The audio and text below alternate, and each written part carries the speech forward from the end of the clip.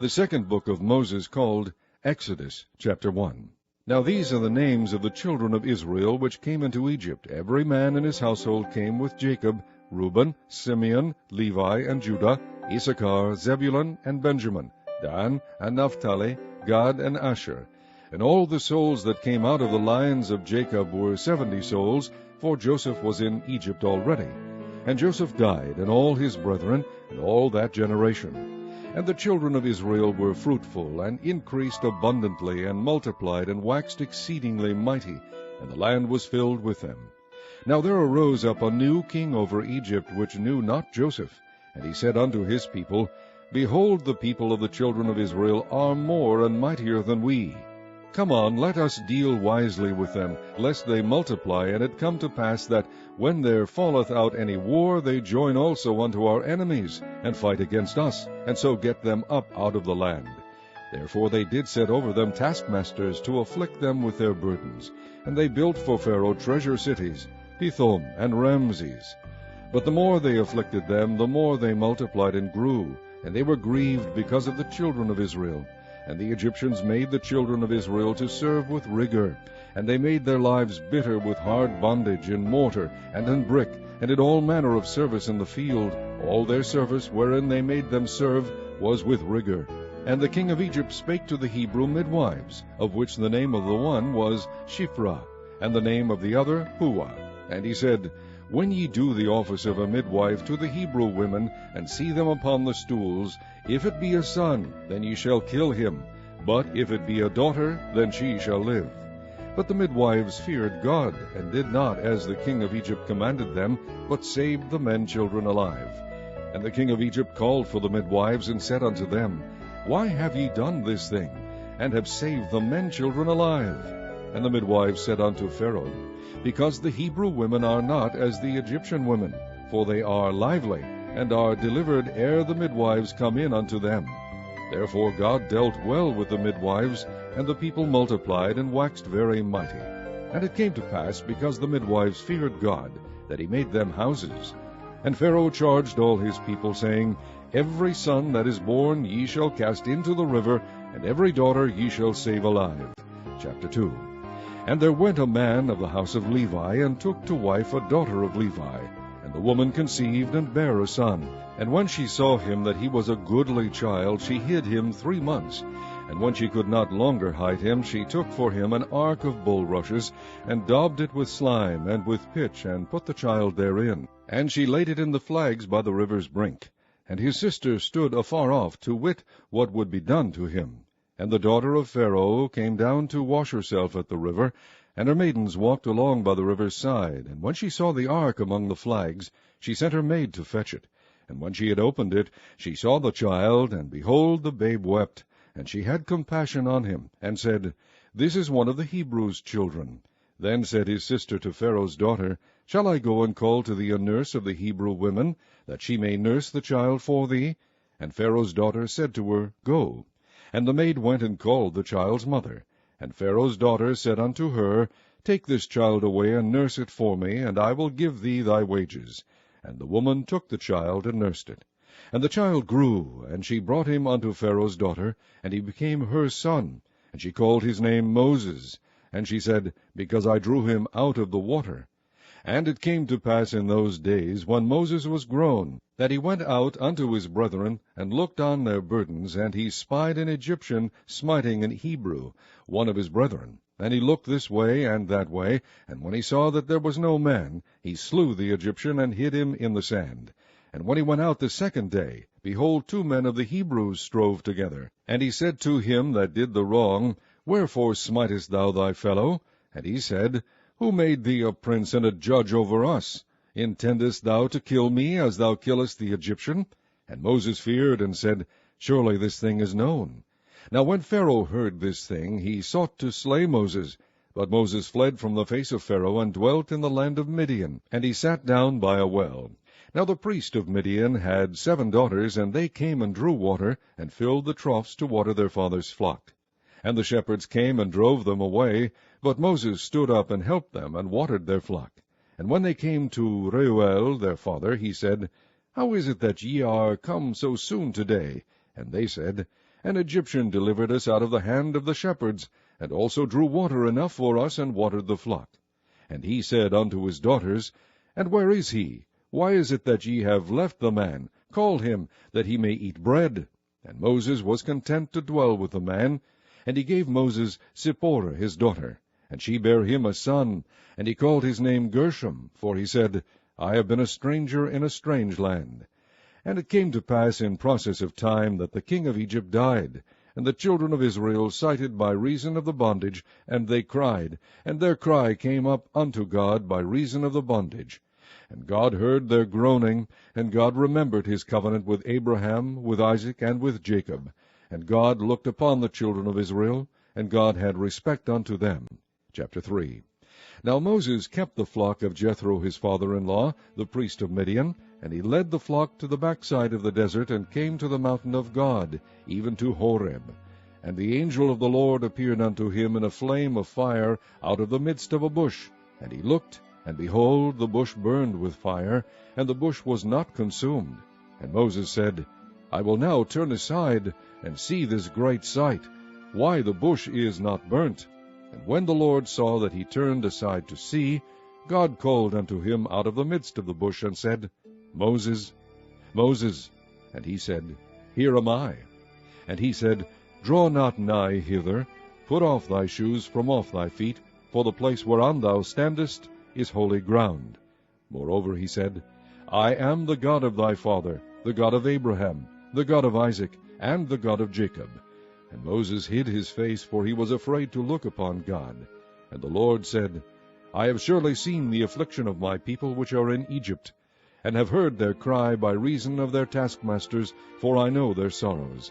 And I am come down to deliver them out of the hand of the Egyptians, and to bring them up out of that land unto a good land, and a large, unto a land flowing with milk and honey, unto the place of the Canaanites, and the Hittites, and the Amorites, and the Perizzites, and the Hivites, and the Jebusites.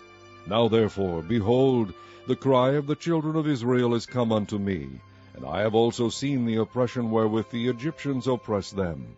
Come now therefore, and I will send thee unto Pharaoh, that thou mayest bring forth my people, the children of Israel, out of Egypt.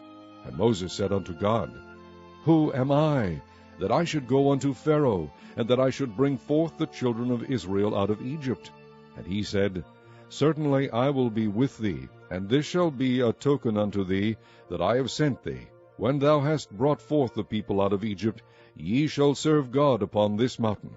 And Moses said unto God, Behold, when I come unto the children of Israel, and shall say unto them, The God of your fathers hath sent me unto you, and they shall say to me, What is his name? What shall I say unto them? And God said unto Moses, I am that I am. And he said, Thus shalt thou say unto the children of Israel, I am hath sent me unto you.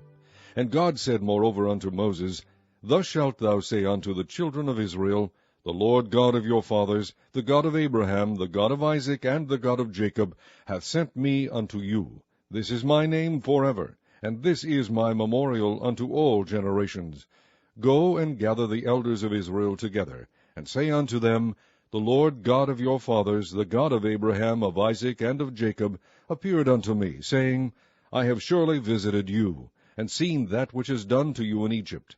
And I have said, I will bring you up out of the affliction of Egypt unto the land of the Canaanites, and the Hittites, and the Amorites, and the Perizzites, and the Hivites, and the Jebusites, unto a land flowing with milk and honey. And they shall hearken to thy voice, and thou shalt come, thou and the elders of Egypt, unto the king of Egypt, and ye shall say unto him, The Lord God of the Hebrews hath met with us. And now let us go, we beseech thee, 3 days' journey into the wilderness, that we may sacrifice to the Lord our God.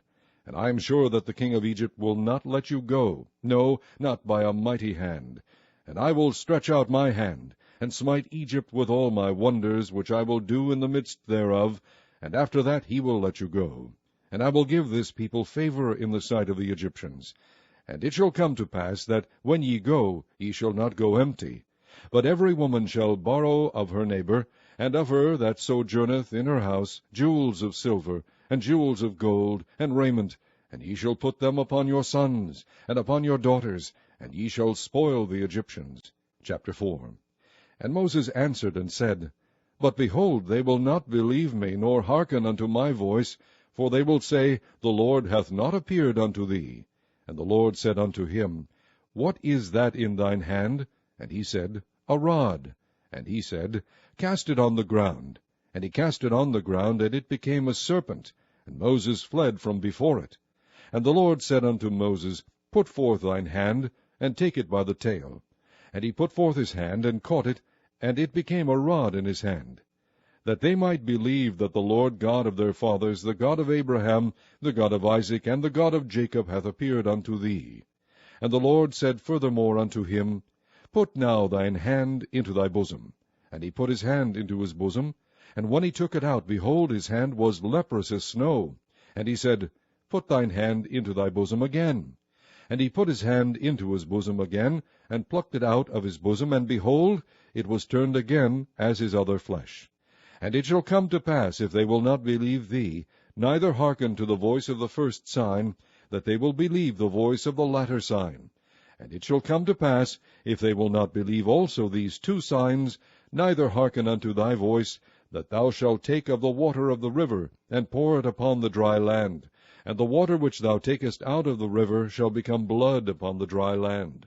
And Moses said unto the Lord, O my Lord, I am not eloquent, neither heretofore, nor since thou hast spoken unto thy servant, but I am slow of speech, and of a slow tongue. And the Lord said unto him, Who hath made man's mouth? Or who maketh the dumb, or deaf, or the seeing, or the blind? Have not I, the Lord? Now therefore go, and I will be with thy mouth, and teach thee what thou shalt say. And he said, O my Lord, send, I pray thee, by the hand of him whom thou wilt send. And the anger of the Lord was kindled against Moses, and he said, Is not Aaron the Levite thy brother? I know that he can speak well. And also, behold, he cometh forth to meet thee, and when he seeth thee, he will be glad in his heart. And thou shalt speak unto him, and put words in his mouth. And I will be with thy mouth, and with his mouth, and will teach you what ye shall do. And he shall be thy spokesman unto the people, and he shall be, even he shall be to thee instead of a mouth, and thou shalt be to him instead of God. And thou shalt take this rod in thine hand, wherewith thou shalt do signs. And Moses went and returned to Jethro his father-in-law, and said unto him, Let me go, I pray thee, and return unto my brethren which are in Egypt, and see whether they be yet alive. And Jethro said to Moses, Go in peace.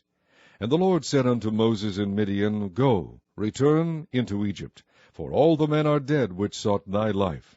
And Moses took his wife and his sons, and set them upon an ass, and he returned to the land of Egypt.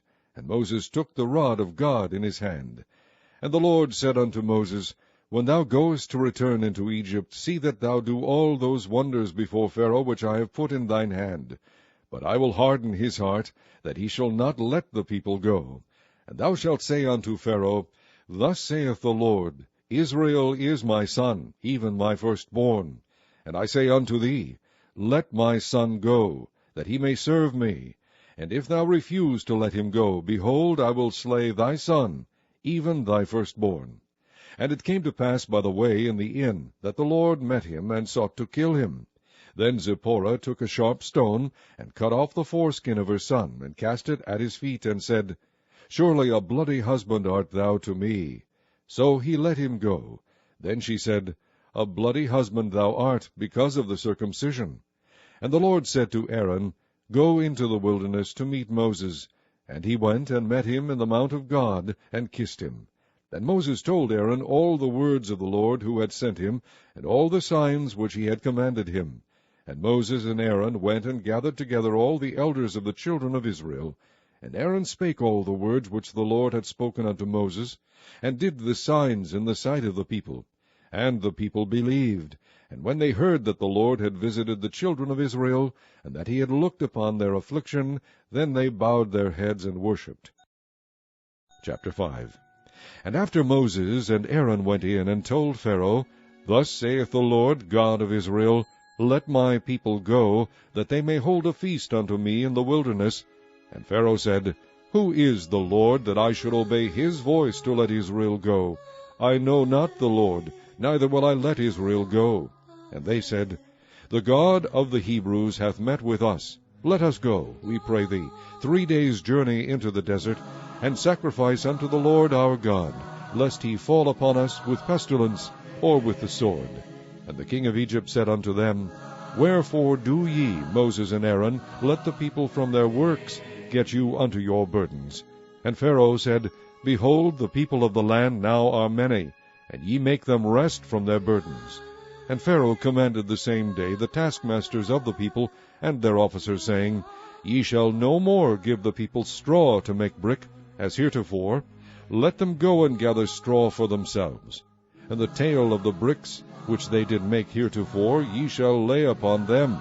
Ye shall not diminish aught thereof, for they be idle. Therefore they cry, saying, Let us go and sacrifice to our God.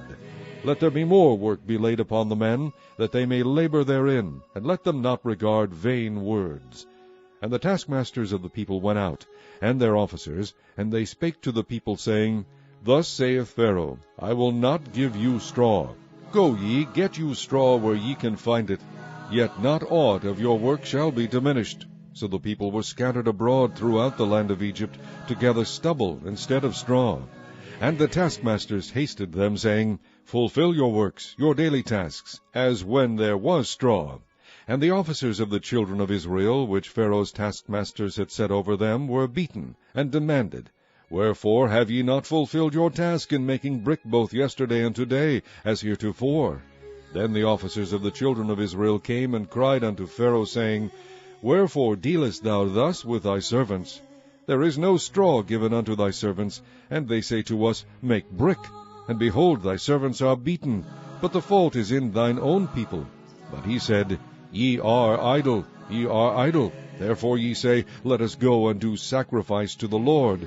Go therefore now and work, for there shall no straw be given you, yet shall ye deliver the tale of bricks. And the officers of the children of Israel did see that they were in evil case, after it was said, Ye shall not minish aught from your bricks of your daily task. And they met Moses and Aaron, who stood in the way, as they came forth from Pharaoh.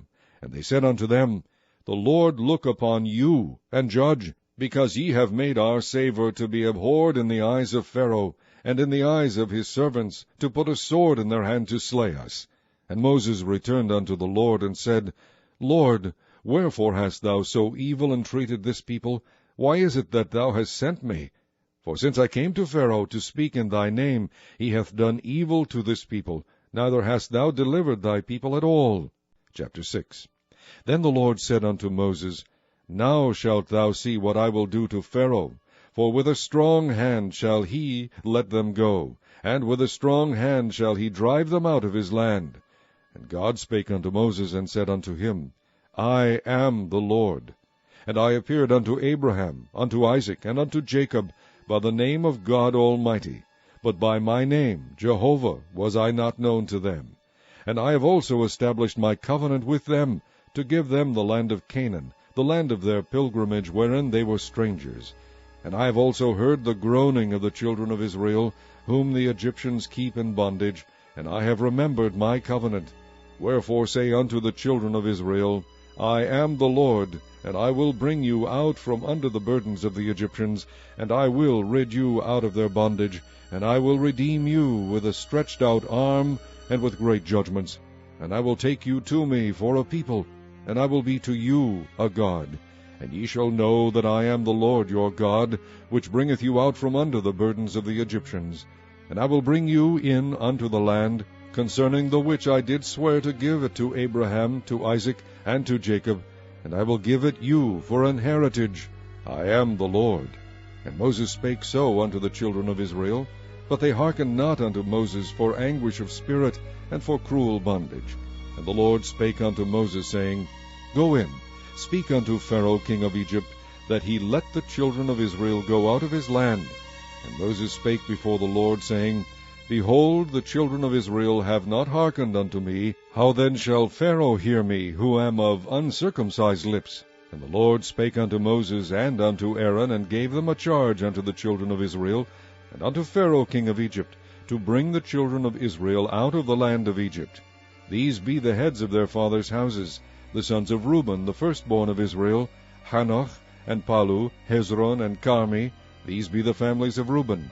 And the sons of Simeon, Jemuel, and Jamin, and Ohad, and Jachin, and Zohar, and Shaul, the son of a Canaanitish woman. These are the families of Simeon.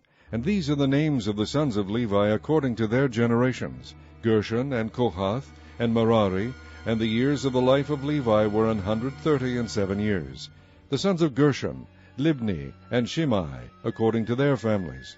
And the sons of Kohath, Amram, and Ishar, and Hebron, and Uzziel. And the years of the life of Kohath were 133 years. And the sons of Merari, Mahali, and Mushi. These are the families of Levi according to their generations.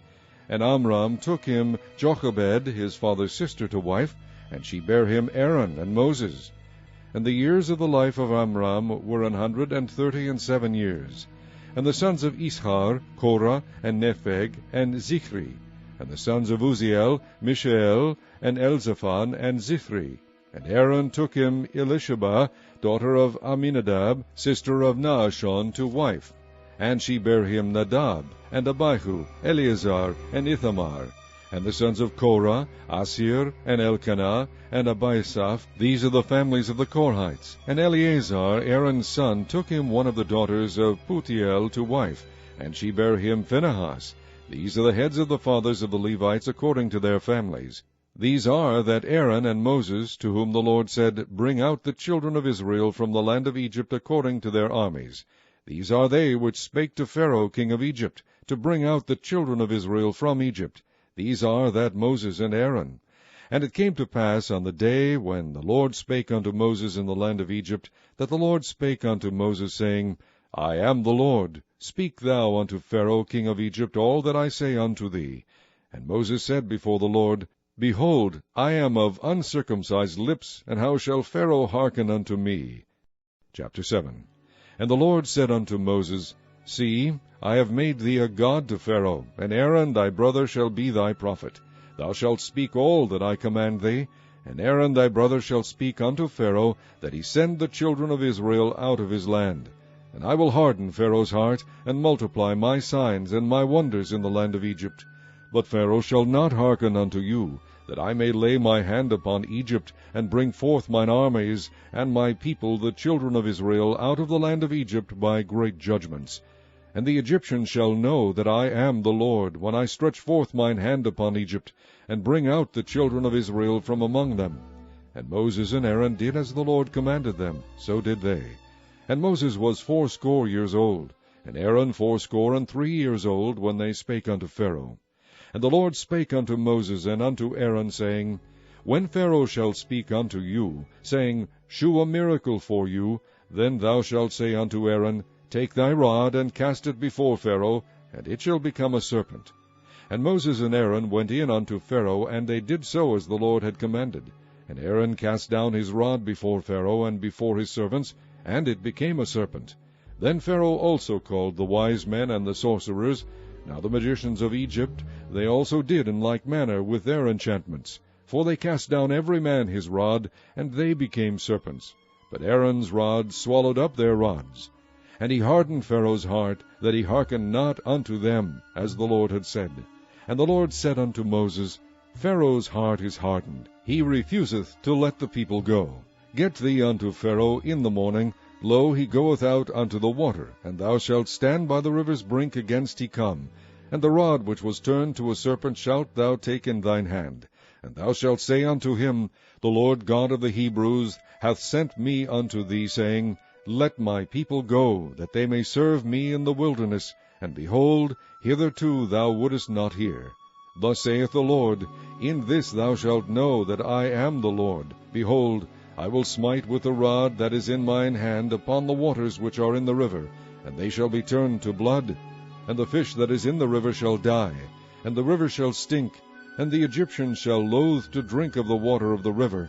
And the Lord spake unto Moses, Say unto Aaron, Take thy rod, and stretch out thine hand upon the waters of Egypt, upon their streams, upon their rivers, and upon their ponds, and upon all their pools of water, that they may become blood, and that there may be blood throughout all the land of Egypt, both in vessels of wood and in vessels of stone. And Moses and Aaron did so, as the Lord commanded, and he lifted up the rod, and smote the waters that were in the river, in the sight of Pharaoh, and in the sight of his servants, and all the waters that were in the river were turned to blood. And the fish that was in the river died, and the river stank, and the Egyptians could not drink of the water of the river, and there was blood throughout all the land of Egypt. And the magicians of Egypt did so with their enchantments. And Pharaoh's heart was hardened, neither did he hearken unto them, as the Lord had said. And Pharaoh turned and went into his house, neither did he set his heart to this also. And all the Egyptians digged round about the river for water to drink, for they could not drink of the water of the river. And 7 days were fulfilled after that the Lord had smitten the river. Chapter 8. And the Lord spake unto Moses, Go unto Pharaoh, and say unto him, Thus saith the Lord, Let my people go, that they may serve me. And if thou refuse to let them go, behold, I will smite all thy borders with frogs. And the river shall bring forth frogs abundantly, which shall go up and come into thine house, and into thy bedchamber, and upon thy bed, and into the house of thy servants, and upon thy people, and into thine ovens, and into thy kneading troughs. And the frogs shall come up both on thee, and upon thy people, and upon all thy servants.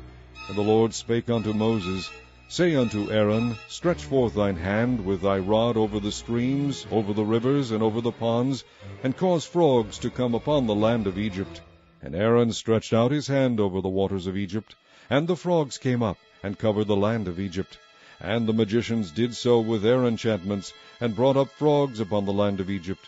Then Pharaoh called for Moses and Aaron, and said, Entreat the Lord that he may take away the frogs from me, and from my people, and I will let the people go, that they may do sacrifice unto the Lord.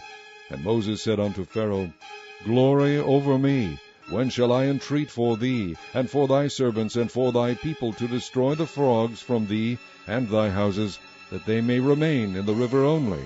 And he said, Tomorrow. And he said, Be it according to thy word, that thou mayest know that there is none like unto the Lord our God. And the frogs shall depart from thee, and from thy houses, and from thy servants, and from thy people. They shall remain in the river only. And Moses and Aaron went out from Pharaoh, and Moses cried unto the Lord because of the frogs which he had brought against Pharaoh. And the Lord did according to the word of Moses, and the frogs died out of the houses, out of the villages, and out of the fields. And they gathered them together upon heaps, and the land stank. But when Pharaoh saw that there was respite, he hardened his heart, and hearkened not unto them, as the Lord had said. And the Lord said unto Moses, Say unto Aaron, Stretch out thy rod, and smite the dust of the land, that it may become lice throughout all the land of Egypt. And they did so. For Aaron stretched out his hand with his rod, and smote the dust of the earth, and it became lice in man and in beast. All the dust of the land became lice throughout all the land of Egypt. And the magicians did so with their enchantments to bring forth lice, but they could not. So there were lice upon man and upon beast. Then the magicians said unto Pharaoh, This is the finger of God. And Pharaoh's heart was hardened, and he hearkened not unto them, as the Lord had said. And the Lord said unto Moses, Rise up early in the morning, and stand before Pharaoh. Lo, he cometh forth to the water, and say unto him, Thus saith the Lord, Let my people go, that they may serve me. Else if thou wilt not let my people go, behold, I will send swarms of flies upon thee, and upon thy servants, and upon thy people, and into thy houses, and the houses of the Egyptians shall be full of swarms of flies, and also the ground whereon they are. And I will sever in that day the land of Goshen, in which my people dwell, that no swarms of flies shall be there, to the end thou mayest know that I am the Lord in the midst of the earth. And I will put a division between my people and thy people. Tomorrow shall this sign be. And the Lord did so, and there came a grievous swarm of flies into the house of Pharaoh, and into his servants' houses, and into all the land of Egypt. The land was corrupted by reason of the swarm of flies. And Pharaoh called for Moses and for Aaron, and said, Go ye, sacrifice to your God in the land. And Moses said, It is not meet so to do, for we shall sacrifice the abomination of the Egyptians to the Lord our God. Lo, shall we sacrifice the abomination of the Egyptians before their eyes, and will they not stone us? We will go 3 days' journey into the wilderness, and sacrifice to the Lord our God, as he shall command us. And Pharaoh said, I will let you go, that ye may sacrifice to the Lord your God in the wilderness. Only ye shall not go very far away, entreat for me. And Moses said, Behold, I go out from thee, and I will entreat the Lord that the swarms of flies may depart from Pharaoh, from his servants, and from his people tomorrow. But let not Pharaoh deal deceitfully any more in not letting the people go to sacrifice to the Lord. And Moses went out from Pharaoh, and entreated the Lord. And the Lord did according to the word of Moses, and he removed the swarms of flies from Pharaoh, from his servants, and from his people. There remained not one. And Pharaoh hardened his heart at this time also, neither would he let the people go. Chapter 9. Then the Lord said unto Moses, Go in unto Pharaoh, and tell him, Thus saith the Lord God of the Hebrews, Let my people go, that they may serve me. For if thou refuse to let them go, and wilt hold them still, behold, the hand of the Lord is upon thy cattle which is in the field, upon the horses, upon the asses, upon the camels, upon the oxen, and upon the sheep. There shall be a very grievous murrain. And the Lord shall sever between the cattle of Israel and the cattle of Egypt, and there shall nothing die of all that is the children's of Israel. And the Lord appointed a set time, saying, Tomorrow the Lord shall do this thing in the land. And the Lord did that thing on the morrow, and all the cattle of Egypt died, but of the cattle of the children of Israel died not one. And Pharaoh sent, and behold, there was not one of the cattle of the Israelites dead. And the heart of Pharaoh was hardened, and he did not let the people go. And the Lord said unto Moses and unto Aaron, Take to you handfuls of ashes of the furnace, and let Moses sprinkle it toward the heaven in the sight of Pharaoh, and it shall become small dust in all the land of Egypt, and shall be a boil breaking forth with blains upon man and upon beast throughout all the land of Egypt. And they took ashes of the furnace, and stood before Pharaoh, and Moses sprinkled it up toward heaven, and it became a boil breaking forth with blains upon man and upon beast. And the magicians could not stand before Moses because of the boils, for the boil was upon the magicians, and upon all the Egyptians. And the Lord hardened the heart of Pharaoh, and he hearkened not unto them, as the Lord had spoken unto Moses. And the Lord said unto Moses, Rise up early in the morning, and stand before Pharaoh, and say unto him, Thus saith the Lord God of the Hebrews, Let my people go, that they may serve me. For I will at this time send all my plagues upon thine heart, and upon thy servants, and upon thy people, that thou mayest know that there is none like me in all the earth. For now I will stretch out my hand, that I may smite thee and thy people with pestilence, and thou shalt be cut off from the earth. And in very deed for this cause have I raised thee up, for to shew in thee my power, and that my name may be declared throughout all the earth. As yet exaltest thou thyself against my people, that thou wilt not let them go. Behold, tomorrow about this time I will cause it to rain a very grievous hail, such as hath not been in Egypt since the foundation thereof even until now. Send therefore now, and gather thy cattle, and all that thou hast in the field, for upon every man and beast which shall be found in the field, and shall not be brought home, the hail shall come down upon them, and they shall die. He that feared the word of the Lord among the servants of Pharaoh made his servants and his cattle flee into the houses. And he that regarded not the word of the Lord left his servants and his cattle in the field. And the Lord said unto Moses, Stretch forth thine hand toward heaven, that there may be hail in all the land of Egypt, upon man, and upon beast, and upon every herb of the field, throughout the land of Egypt. And Moses stretched forth his rod toward heaven, and the Lord sent thunder and hail, and the fire ran along upon the ground, and the Lord rained hail upon the land of Egypt. So there was hail, and fire mingled with the hail, very grievous, such as there was none like it in all the land of Egypt since it became a nation. And the hail smote throughout all the land of Egypt all that was in the field, both man and beast. And the hail smote every herb of the field, and brake every tree of the field. Only in the land of Goshen, where the children of Israel were, was there no hail. And Pharaoh sent and called for Moses and Aaron, and said unto them, I have sinned this time. The Lord is righteous, and I and my people are wicked. Entreat the Lord, for it is enough, that there be no more mighty thunderings and hail, and I will let you go, and ye shall stay no longer.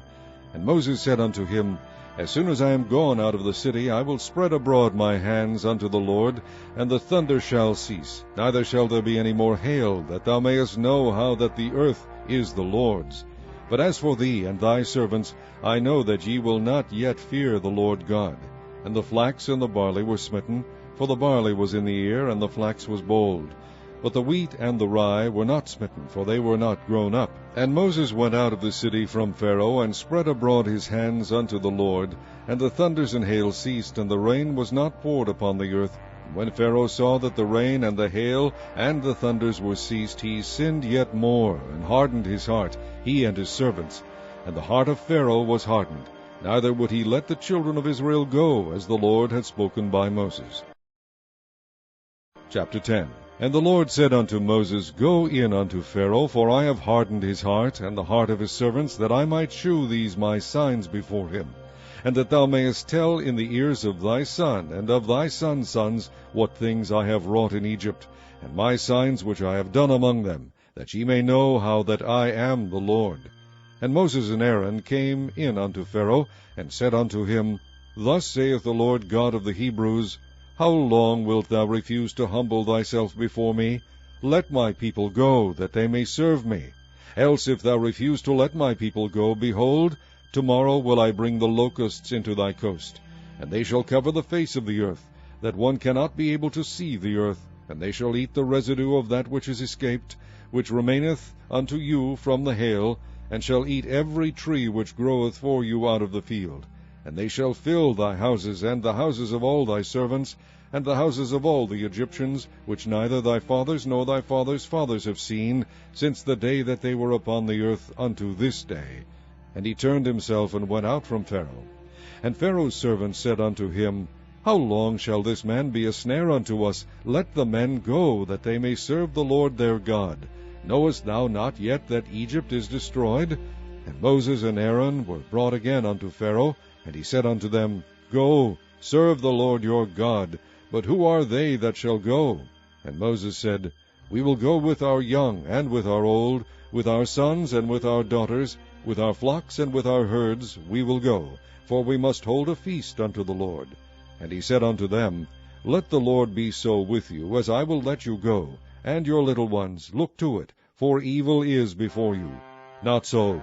Go now ye that are men, and serve the Lord, for that ye did desire. And they were driven out from Pharaoh's presence. And the Lord said unto Moses, Stretch out thine hand over the land of Egypt for the locusts, that they may come up upon the land of Egypt, and eat every herb of the land, even all that the hail hath left. And Moses stretched forth his rod over the land of Egypt, and the Lord brought an east wind upon the land all that day, and all that night, and when it was morning, the east wind brought the locusts. And the locusts went up over all the land of Egypt, and rested in all the coasts of Egypt. Very grievous were they. Before them there were no such locusts as they, neither after them shall be such.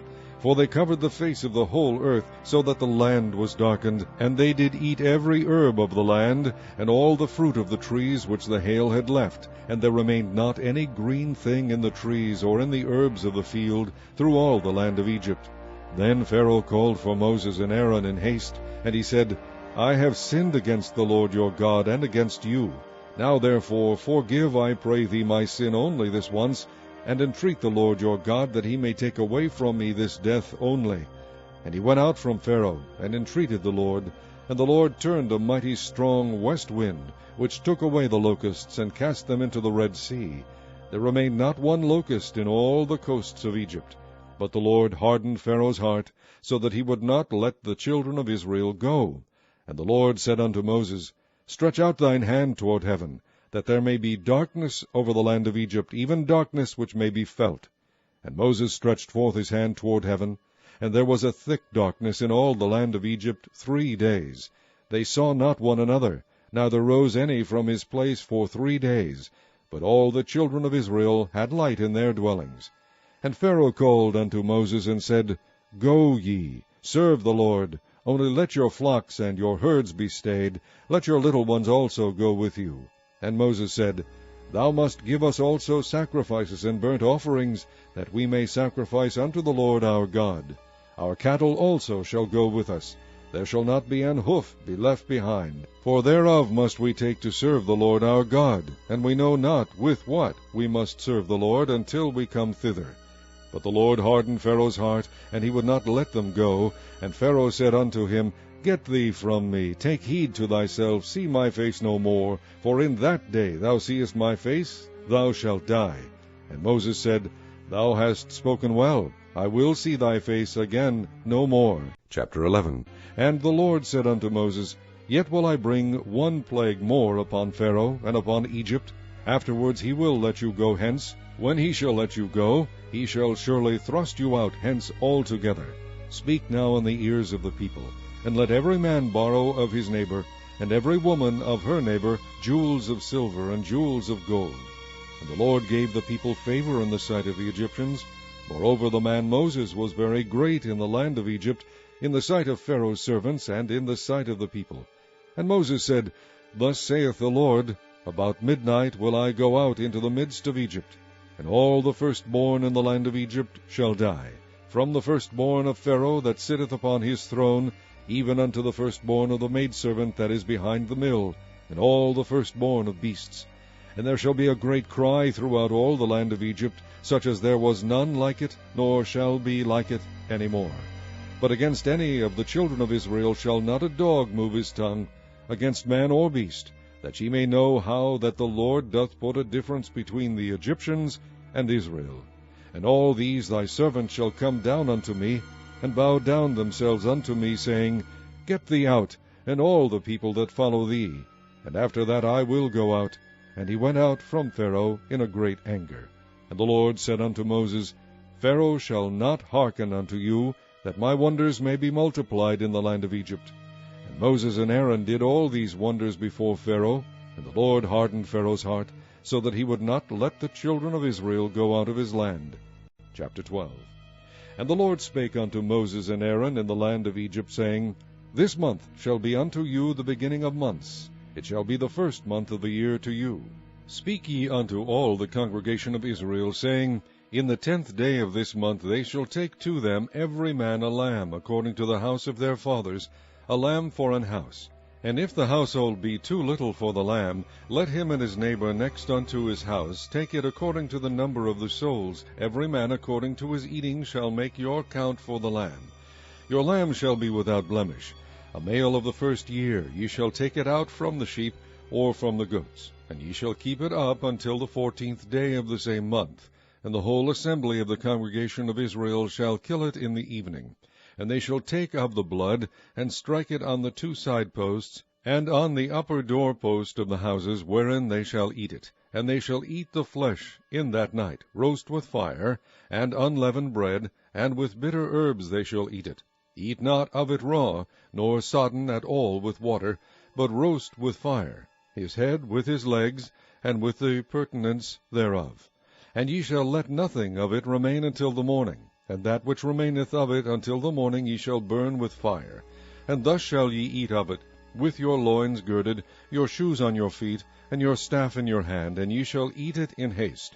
It is the Lord's Passover, for I will pass through the land of Egypt this night, and will smite all the firstborn in the land of Egypt, both man and beast, and against all the gods of Egypt I will execute judgment. I am the Lord. And the blood shall be to you for a token upon the houses where ye are. And when I see the blood I will pass over you, and the plague shall not be upon you to destroy you, when I smite the land of Egypt. And this day shall be unto you for a memorial, and ye shall keep it a feast to the Lord throughout your generations. Ye shall keep it a feast by an ordinance forever. 7 days shall ye eat unleavened bread. Even the first day ye shall put away leaven out of your houses. For whosoever eateth leavened bread from the first day until the 7th day, that soul shall be cut off from Israel. And in the first day there shall be an holy convocation, and in the 7th day there shall be an holy convocation to you. No manner of work shall be done in them, save that which every man must eat, that only may be done of you. And ye shall observe the feast of unleavened bread, for in this selfsame day have I brought your armies out of the land of Egypt. Therefore shall ye observe this day in your generations by an ordinance forever. In the 1st month, on the 14th day of the month at even, ye shall eat unleavened bread, until the 21st day of the month at even. 7 days shall there be no leaven found in your houses. For whosoever eateth that which is leavened, even that soul shall be cut off from the congregation of Israel, whether he be a stranger or born in the land. Ye shall eat nothing leavened. In all your habitations shall ye eat unleavened bread. Then Moses called for all the elders of Israel, and said unto them, Draw out, and take you a lamb according to your families, and kill the Passover. And ye shall take a bunch of hyssop, and dip it in the blood that is in the basin, and strike the lintel and the 2 side posts with the blood that is in the basin. And none of you shall go out at the door of his house until the morning. For the Lord will pass through to smite the Egyptians. And when he seeth the blood upon the lintel, and on the 2 side posts, the Lord will pass over the door, and will not suffer the destroyer to come in unto your houses to smite you. And ye shall observe this thing for an ordinance to thee and to thy sons forever. And it shall come to pass, when ye be come to the land which the Lord will give you, according as he hath promised, that ye shall keep this service. And it shall come to pass, when your children shall say unto you, What mean ye by this service? That ye shall say, It is the sacrifice of the Lord's Passover, who passed over the houses of the children of Israel in Egypt, when he smote the Egyptians and delivered our houses. And the people bowed the head and worshipped. And the children of Israel went away and did as the Lord had commanded Moses and Aaron, so did they. And it came to pass, that at midnight the Lord smote all the firstborn in the land of Egypt, from the firstborn of Pharaoh that sat on his throne, unto the firstborn of the captive that was in the dungeon, and all the firstborn of cattle. And Pharaoh rose up in the night, he and all his servants, and all the Egyptians, and there was a great cry in Egypt, for there was not a house where there was not one dead. And he called for Moses and Aaron by night, and said, Rise up, and get you forth from among my people, both ye and the children of Israel, and go, serve the Lord, as ye have said. Also take your flocks and your herds, as ye have said, and be gone, and bless me also. And the Egyptians were urgent upon the people, that they might send them out of the land in haste, for they said, We be all dead men. And the people took their dough before it was leavened, their kneading troughs being bound up in their clothes upon their shoulders. And the children of Israel did according to the word of Moses, and they borrowed of the Egyptians jewels of silver, and jewels of gold, and raiment. And the Lord gave the people favor in the sight of the Egyptians, so that they lent unto them such things as they required. And they spoiled the Egyptians. And the children of Israel journeyed from Ramses to Succoth, about 600,000 on foot that were men, beside children. And a mixed multitude went up also with them, and flocks and herds, even very much cattle.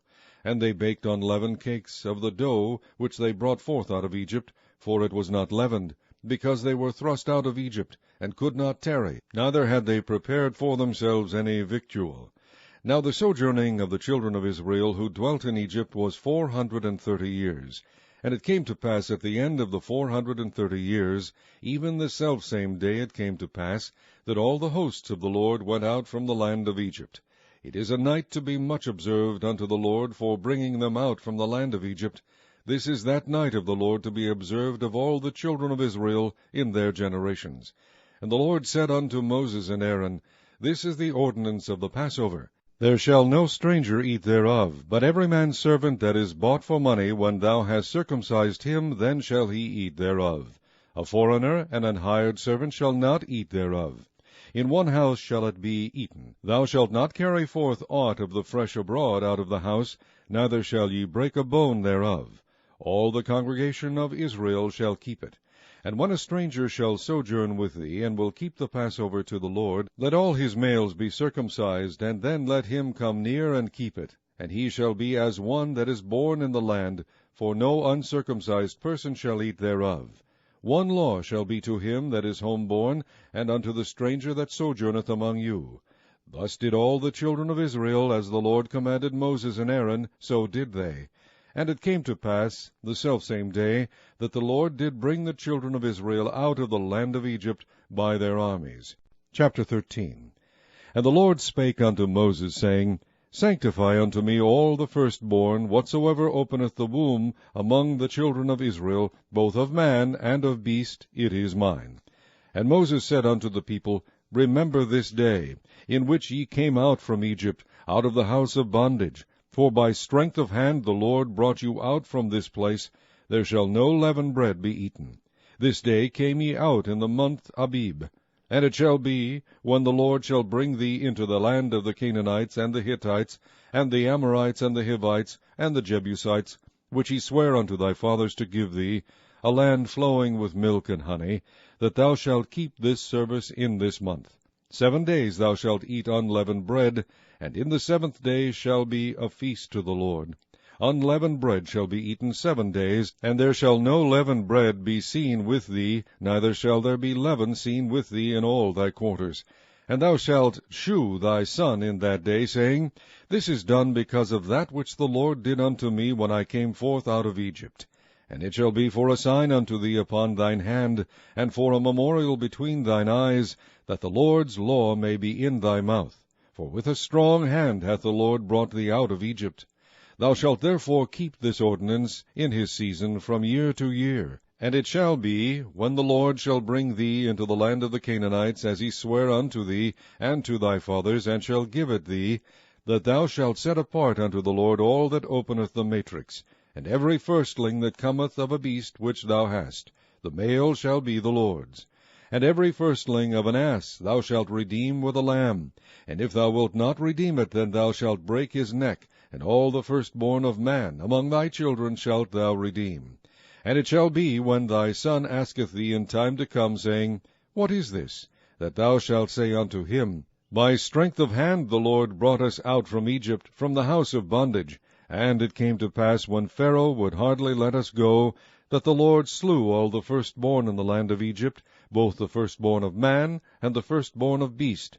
Therefore I sacrifice to the Lord all that openeth the matrix, being males, but all the firstborn of my children I redeem. And it shall be for a token upon thine hand, and for frontlets between thine eyes, for by strength of hand the Lord brought us forth out of Egypt.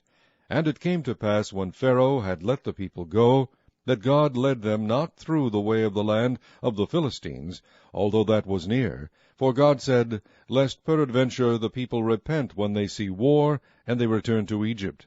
But God led the people about through the way of the wilderness of the Red Sea. And the children of Israel went up harnessed out of the land of Egypt. And Moses took the bones of Joseph with him, for he had straitly sworn the children of Israel, saying, God will surely visit you, and ye shall carry up my bones away hence with you. And they took their journey from Succoth, and encamped in Etham, in the edge of the wilderness. And the Lord went before them by day in a pillar of a cloud, to lead them the way, and by night in a pillar of fire, to give them light, to go by day and night. He took not away the pillar of the cloud by day, nor the pillar of fire by night, from before the people. Chapter 14. And the Lord spake unto Moses, saying, Speak unto the children of Israel, that they turn and encamp before Pihahiroth, between Migdol and the sea, over against Baal-zephon. Before it shall ye encamp by the sea. For Pharaoh will say of the children of Israel, They are entangled in the land, the wilderness hath shut them in. And I will harden Pharaoh's heart, that he shall follow after them. And I will be honored upon Pharaoh, and upon all his host, that the Egyptians may know that I am the Lord. And they did so. And it was told the king of Egypt that the people fled, and the heart of Pharaoh and of his servants was turned against the people. And they said, Why have we done this, that we have let Israel go from serving us? And he made ready his chariot, and took his people with him. And he took 600 chosen chariots, and all the chariots of Egypt, and captains over every one of them. And the Lord hardened the heart of Pharaoh king of Egypt, and he pursued after the children of Israel. And the children of Israel went out with an high hand. But the Egyptians pursued after them, all the horses and chariots of Pharaoh, and his horsemen, and his army, and overtook them, encamping by the sea, beside Pihahiroth, before Baal-zephon. And when Pharaoh drew nigh, the children of Israel lifted up their eyes, and behold, the Egyptians marched after them, and they were sore afraid. And the children of Israel cried out unto the Lord, and they said unto Moses, Because there were no graves in Egypt, hast thou taken us away to die in the wilderness? Wherefore hast thou dealt thus with us, to carry us forth out of Egypt? Is not this the word that we did tell thee in Egypt, saying, Let us alone, that we may serve the Egyptians? For it had been better for us to serve the Egyptians, than that we should die in the wilderness. And Moses said unto the people, Fear ye not, stand still, and see the salvation of the Lord, which he will shew to you today. For the Egyptians whom ye have seen today, ye shall see them again no more forever. The Lord shall fight for you, and ye shall hold your peace. And the Lord said unto Moses, Wherefore criest thou unto me? Speak unto the children of Israel that they go forward.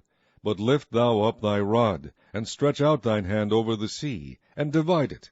And the children of Israel shall go on dry ground through the midst of the sea. And I, behold, I will harden the hearts of the Egyptians, and they shall follow them. And I will get me honor upon Pharaoh, and upon all his host, upon his chariots, and upon his horsemen. And the Egyptians shall know that I am the Lord, when I have gotten me honor upon Pharaoh, upon his chariots, and upon his horsemen. And the angel of God, which went before the camp of Israel, removed, and went behind them. And the pillar of the cloud went from before their face, and stood behind them. And it came between the camp of the Egyptians and the camp of Israel. And it was a cloud and darkness to them. But it gave light by night to these, so that the one came not near the other all the night.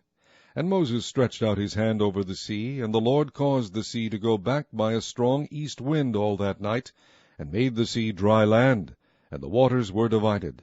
And the children of Israel went into the midst of the sea upon the dry ground, and the waters were a wall unto them on their right hand and on their left. And the Egyptians pursued, and went in after them to the midst of the sea, even all Pharaoh's horses, his chariots, and his horsemen. And it came to pass that in the morning watch the Lord looked unto the host of the Egyptians through the pillar of fire and of the cloud, and troubled the host of the Egyptians, and took off their chariot wheels, that they drave them heavily, so that the Egyptians said, Let us flee from the face of Israel, for the Lord fighteth for them against the Egyptians. And the Lord said unto Moses, Stretch out thine hand over the sea, that the waters may come again upon the Egyptians, upon their chariots, and upon their horsemen. And Moses stretched forth his hand over the sea, and the sea returned to his strength when the morning appeared. And the Egyptians fled against it, and the Lord overthrew the Egyptians in the midst of the sea.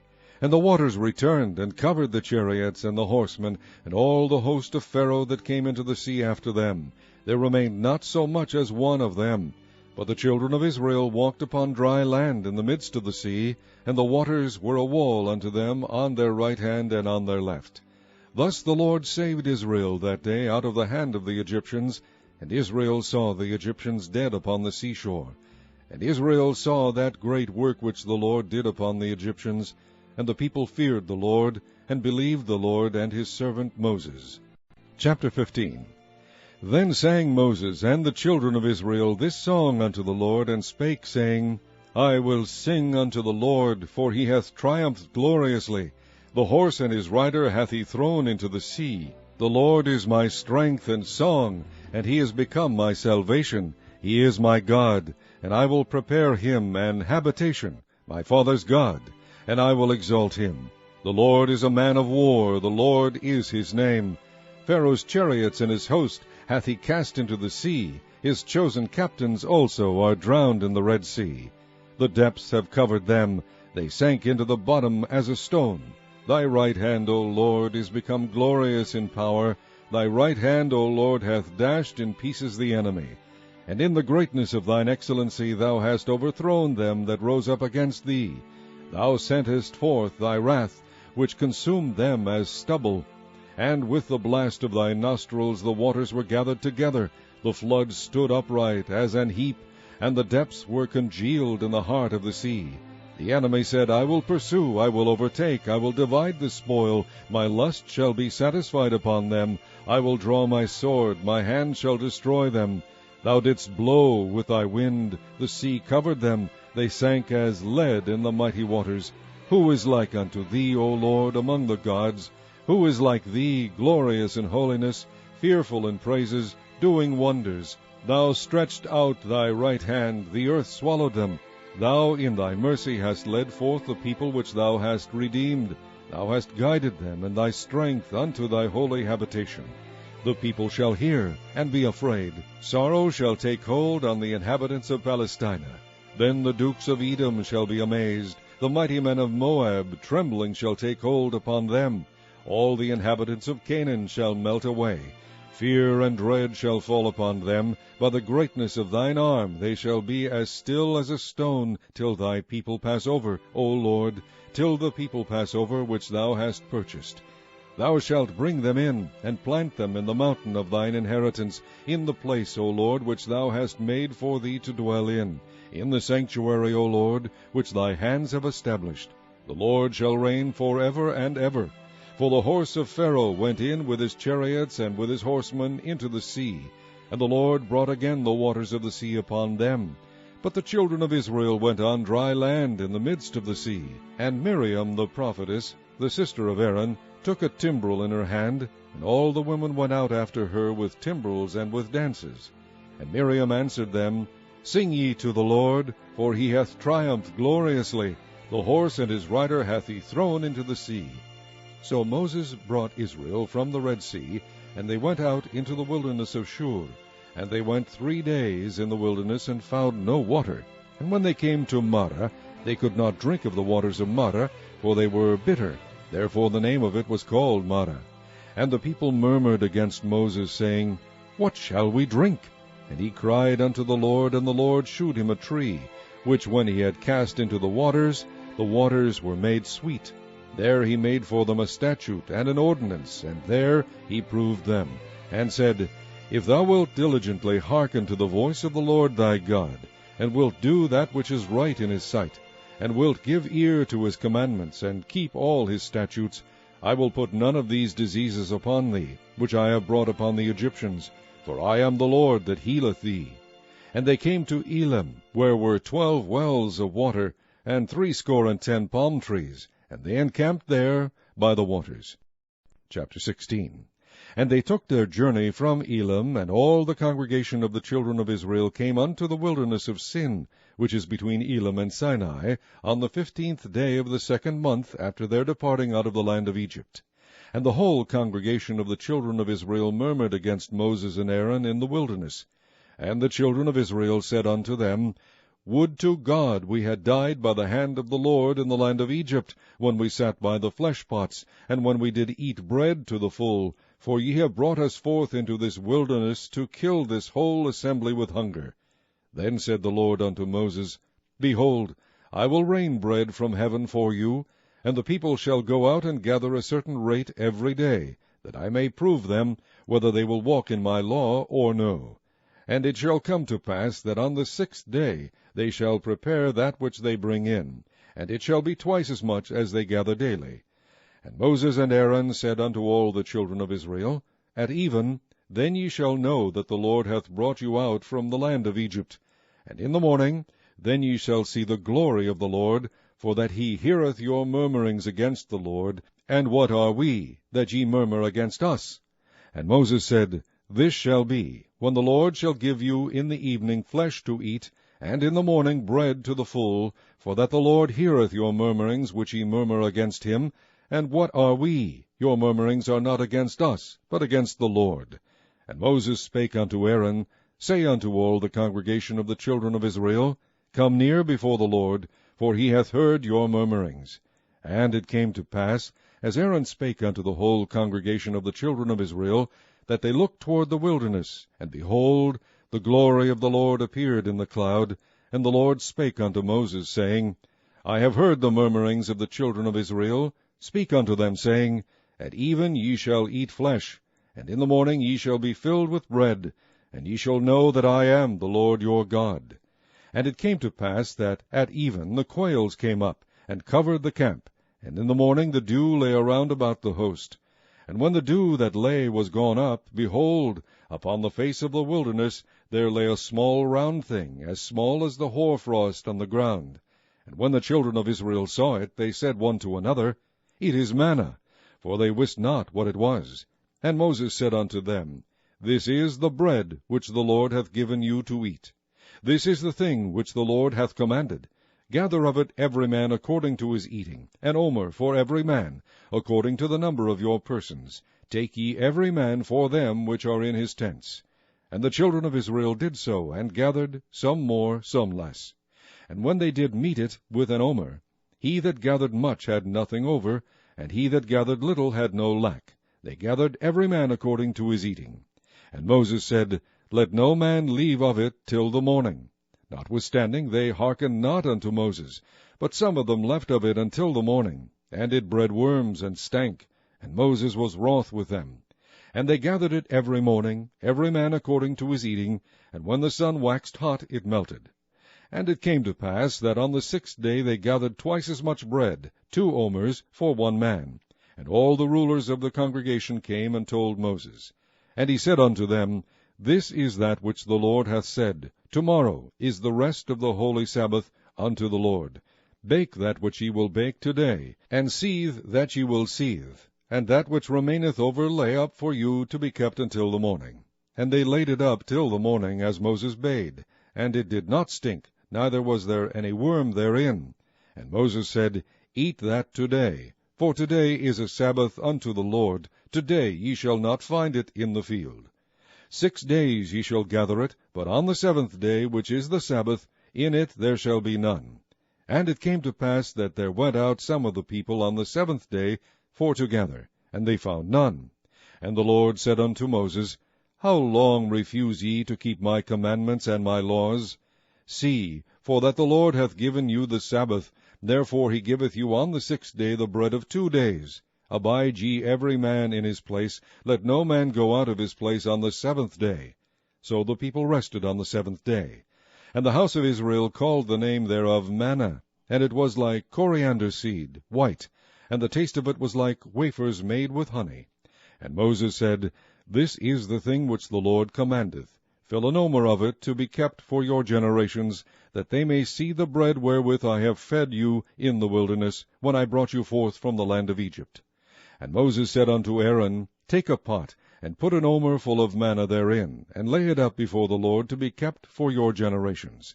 As the Lord commanded Moses, so Aaron laid it up before the testimony to be kept.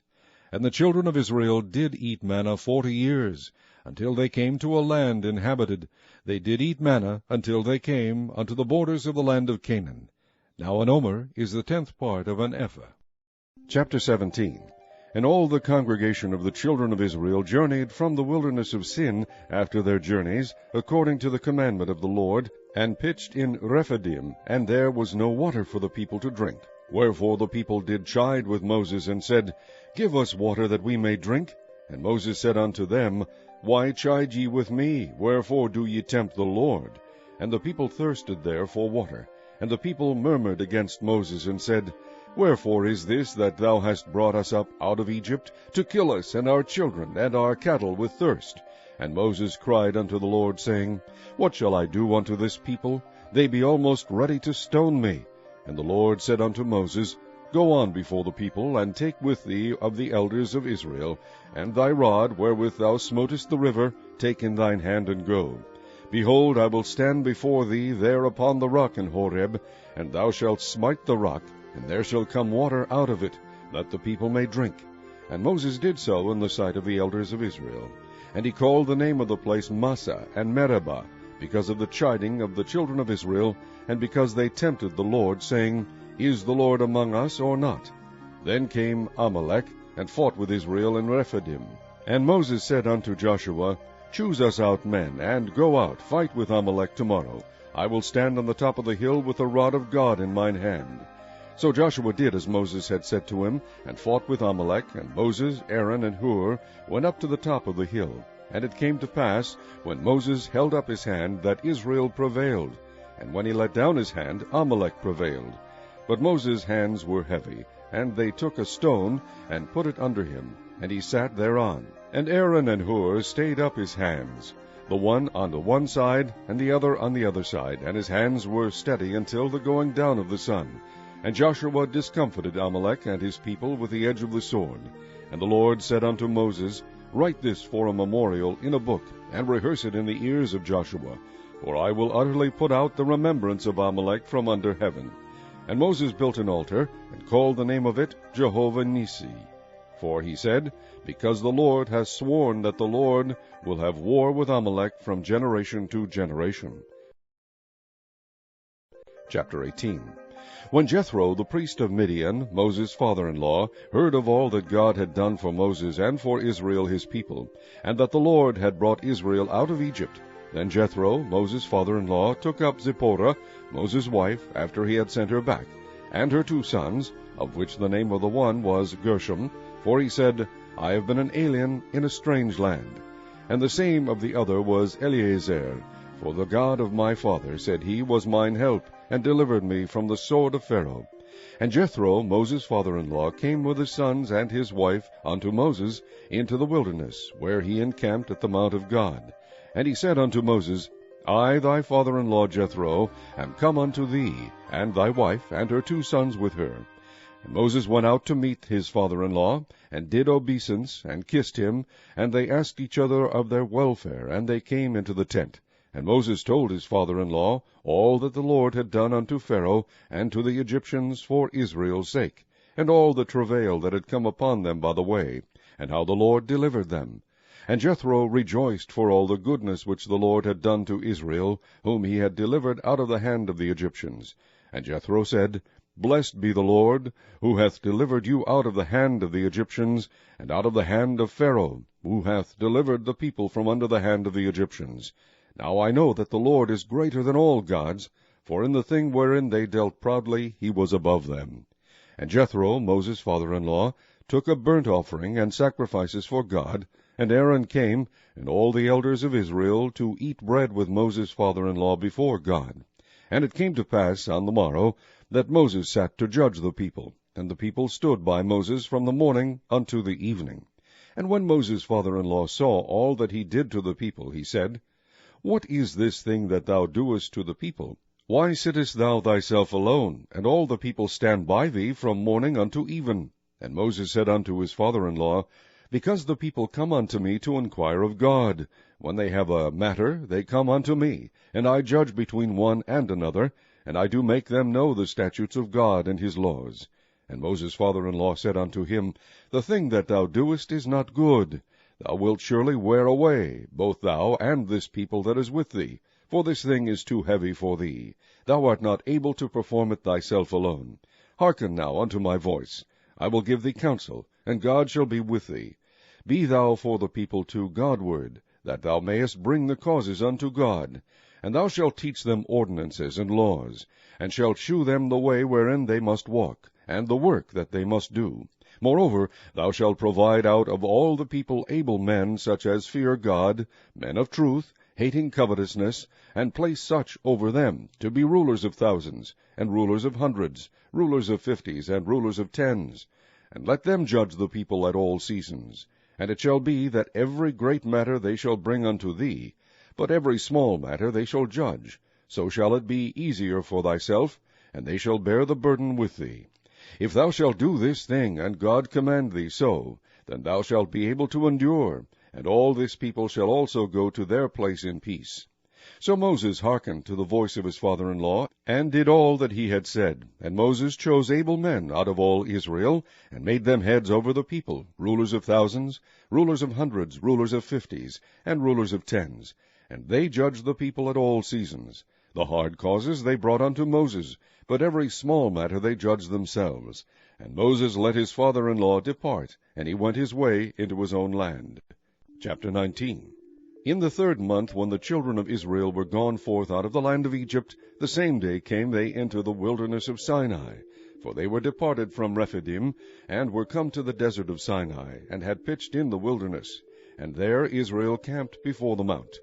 And Moses went up unto God, and the Lord called unto him out of the mountain, saying, Thus shalt thou say to the house of Jacob, and tell the children of Israel, Ye have seen what I did unto the Egyptians, and how I bare you on eagle's wings, and brought you unto myself. Now therefore, if ye will obey my voice indeed, and keep my covenant, then ye shall be a peculiar treasure unto me above all people, for all the earth is mine. And ye shall be unto me a kingdom of priests, and an holy nation. These are the words which thou shalt speak unto the children of Israel. And Moses came and called for the elders of the people, and laid before their faces all these words which the Lord commanded him. And all the people answered together, and said, All that the Lord hath spoken we will do. And Moses returned the words of the people unto the Lord. And the Lord said unto Moses, Lo, I come unto thee in a thick cloud, that the people may hear when I speak with thee, and believe thee forever. And Moses told the words of the people unto the Lord. And the Lord said unto Moses, Go unto the people, and sanctify them today and tomorrow, and let them wash their clothes, and be ready against the third day. For the third day the Lord will come down in the sight of all the people upon Mount Sinai. And thou shalt set bounds unto the people round about, saying, Take heed to yourselves that ye go not up into the mount, or touch the border of it. Whosoever toucheth the mount shall be surely put to death. There shall not an hand touch it, but he shall surely be stoned, or shot through. Whether it be beast or man, it shall not live. When the trumpet soundeth long, they shall come up to the mount. And Moses went down from the mount unto the people, and sanctified the people, and they washed their clothes. And he said unto the people, Be ready against the third day, come not at your wives.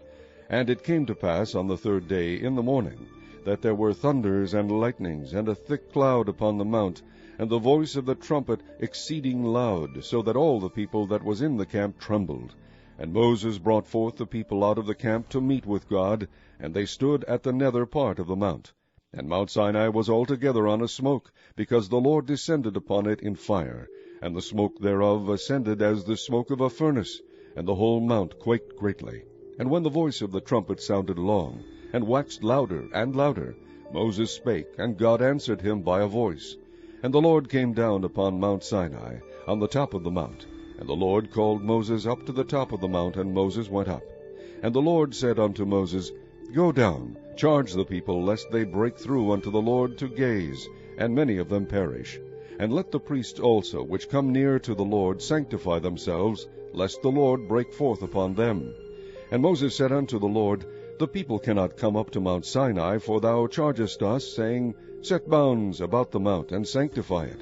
And the Lord said unto him, Away, get thee down, and thou shalt come up, thou and Aaron with thee. But let not the priests and the people break through to come up unto the Lord, lest he break forth upon them. So Moses went down unto the people, and spake unto them. Chapter 20.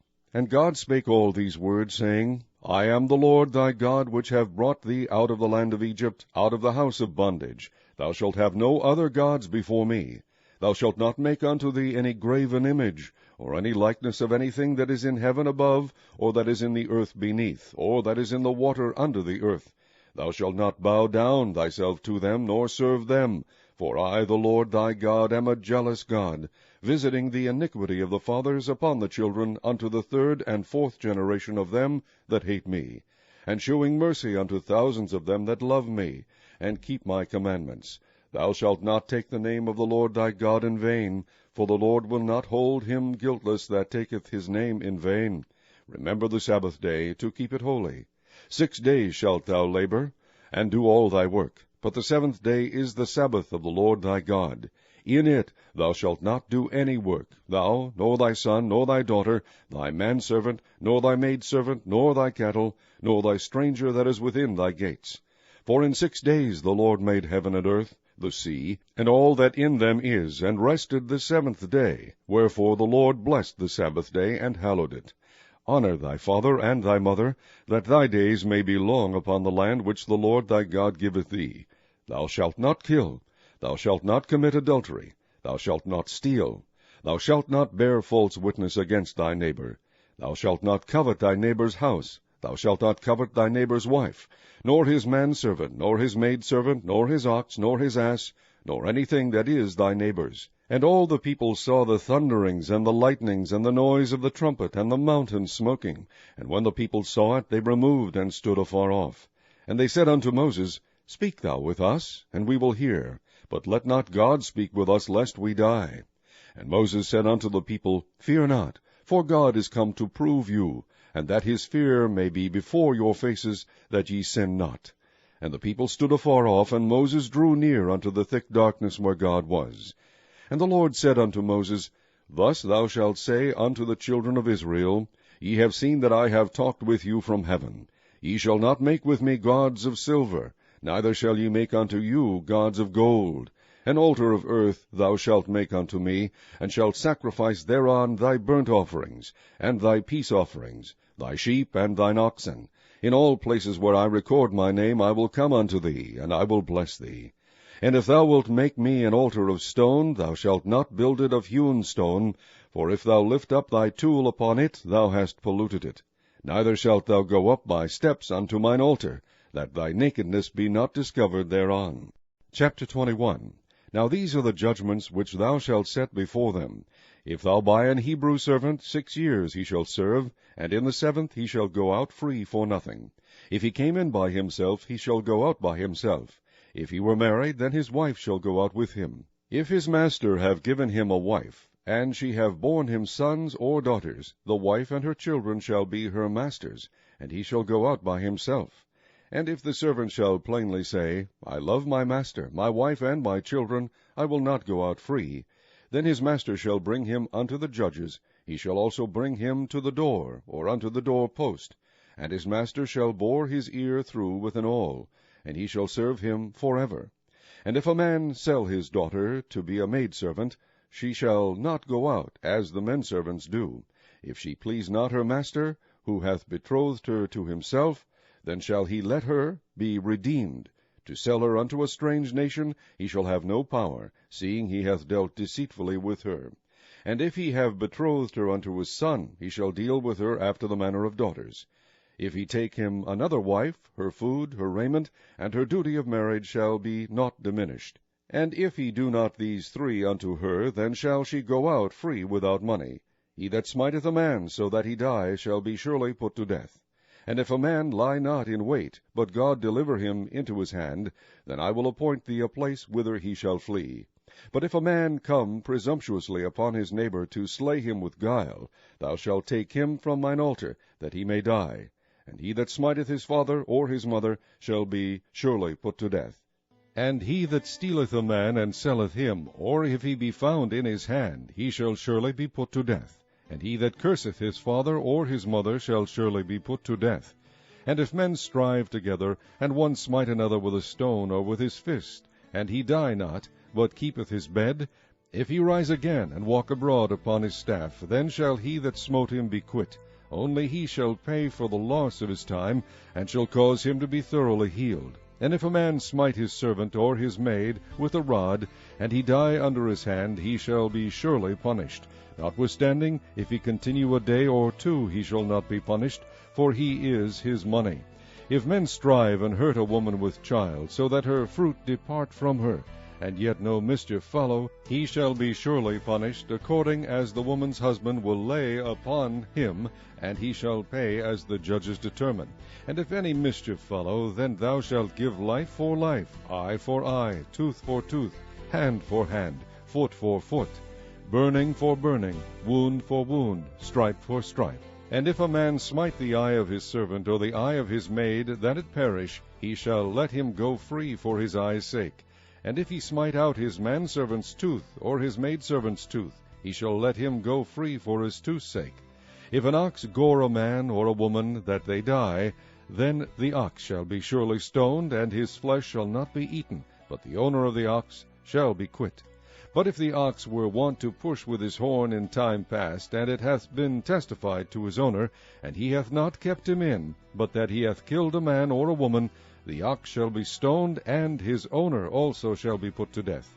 If there be laid on him a sum of money, then he shall give for the ransom of his life whatsoever is laid upon him, whether he have gored a son or have gored a daughter. According to this judgment shall it be done unto him. If the ox shall push a manservant or a maidservant, he shall give unto their master 30 shekels of silver, and the ox shall be stoned. And if a man shall open a pit, or if a man shall dig a pit, and not cover it, and an ox or an ass fall therein, the owner of the pit shall make it good, and give money unto the owner of them, and the dead beast shall be his. And if one man's ox hurt another's, that he die, then they shall sell the live ox, and divide the money of it, and the dead ox also they shall divide. Or if it be known that the ox hath used to push in time past, and his owner hath not kept him in, he shall surely pay ox for ox, and the dead shall be his own. Chapter 22. If a man shall steal an ox or a sheep, and kill it, or sell it, he shall restore 5 oxen for an ox, and 4 sheep for a sheep. If a thief be found breaking up, and be smitten that he die, there shall no blood be shed for him. If the sun be risen upon him, there shall be blood shed for him, for he should make full restitution. If he have nothing, then he shall be sold for his theft. If the theft be certainly found in his hand alive, whether it be ox, or ass, or sheep, he shall restore double. If a man shall cause a field or vineyard to be eaten, and shall put in his beast, and shall feed in another man's field, of the best of his own field, and of the best of his own vineyard shall he make restitution. If fire break out and catch in thorns, so that the stacks of corn, or the standing corn, or the field, be consumed therewith, he that kindled the fire shall surely make restitution. If a man shall deliver unto his neighbor money or stuff to keep, and it be stolen out of the man's house, if the thief be found, let him pay double. If the thief be not found, then the master of the house shall be brought unto the judges, to see whether he have put his hand unto his neighbor's goods.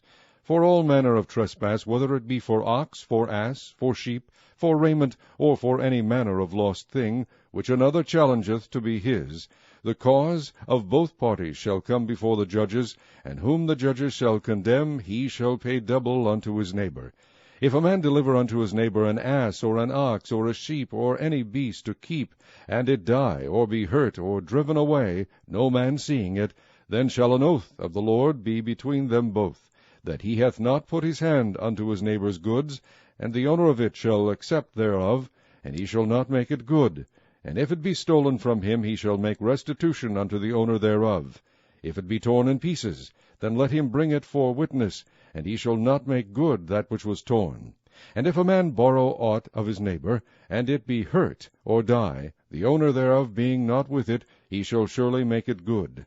But if the owner thereof be with it, he shall not make it good, if it be an hired thing, it came for his hire.